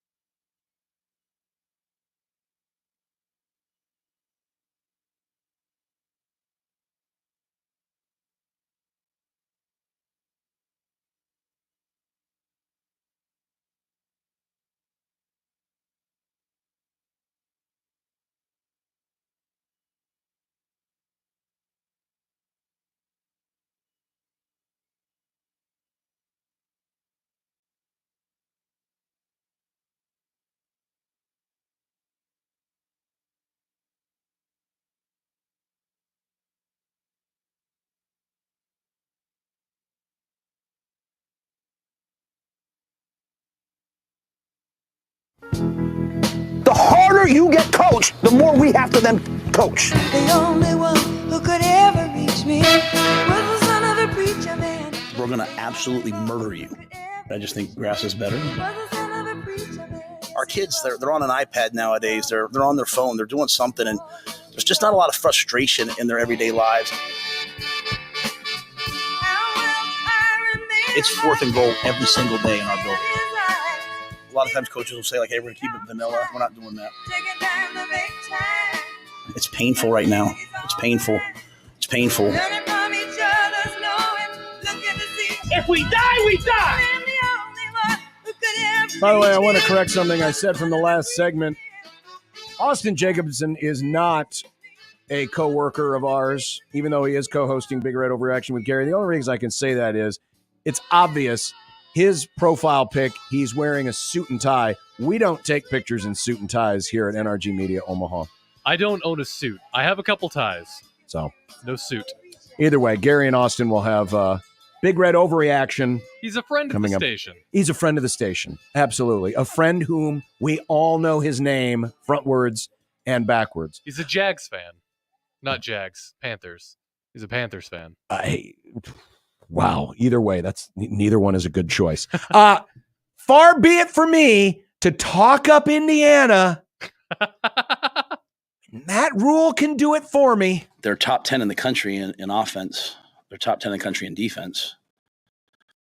They're the only team that hasn't trailed all year. They've scored 80 points in the fourth quarter. So this is probably a top 10 football team we're facing, right? It's one of they started the season unranked, so they're not maybe getting the due that they're supposed to get, right? I mean, other people can lose to a bad team and they'll keep them in the top 10 because whatever they started in the top 10, but Coach Cignetti's done an amazing job. Quarterback's absolutely fantastic. They got playmakers. They're good on special teams. It's a great team. Matt, apologize to these fans. Do not talk up Indiana. I think Coach Rule is just hearing things from other podcasts and just parroting these, and he's stating his opinions as if it was fact. Okay. Nebraska is now a 6.5-point underdog to Indiana. Remember, as the cliche goes, they didn't build all those tall buildings in Las Vegas for nothing. Rule talked about the underdog mentality and what that means in 2024. I love turning on game day and seeing them all pick the other team. That's good for us, so it's just kind of who I am and who a lot of our guys are. We're not, we are who we are. So I think our guys, understand at this point, like, this is going to come down to football. We got to practice well, play well. Doesn't matter what music we listen to before the game. Doesn't matter what we wear. Doesn't matter all of that's fun. We're going to have to block and tackle and, again, make one more play. I mean, you watch the end of Ohio State, Oregon. What a great football game with two great teams. And with all the things they did all game, it just came down to like a couple things at the end, right? So just trying to get ourselves a little bit better this week to make one more play. And that kind of leads perfectly into this next soundbite, because Rule talked about the Big Ten Conference and how it is. And as you just heard, even though Nebraska is an underdog and he likes being the underdog, these games are playing out a lot like the games do on Sunday, where it comes down to a play. It comes down to a series at the end of the game.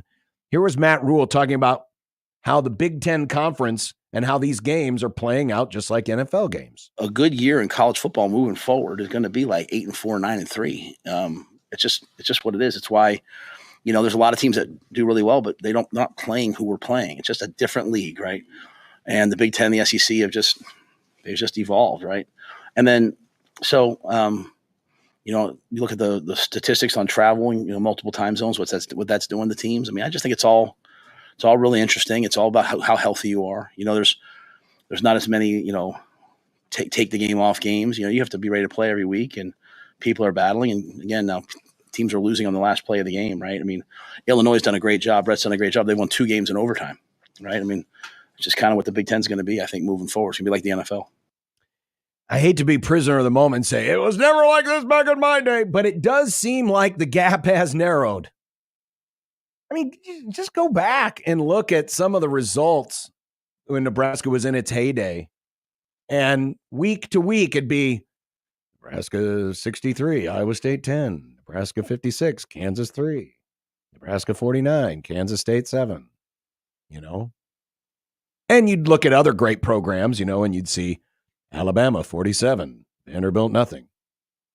Ohio State 38, Wisconsin 6. And we don't see as much of that. I mean, we still have blowouts, obviously, but we're seeing a lot less. And these games are coming down to the last possession. How many games this past weekend came down to the last possession? Even games between supposedly better teams and non-competitive teams like Illinois and Purdue.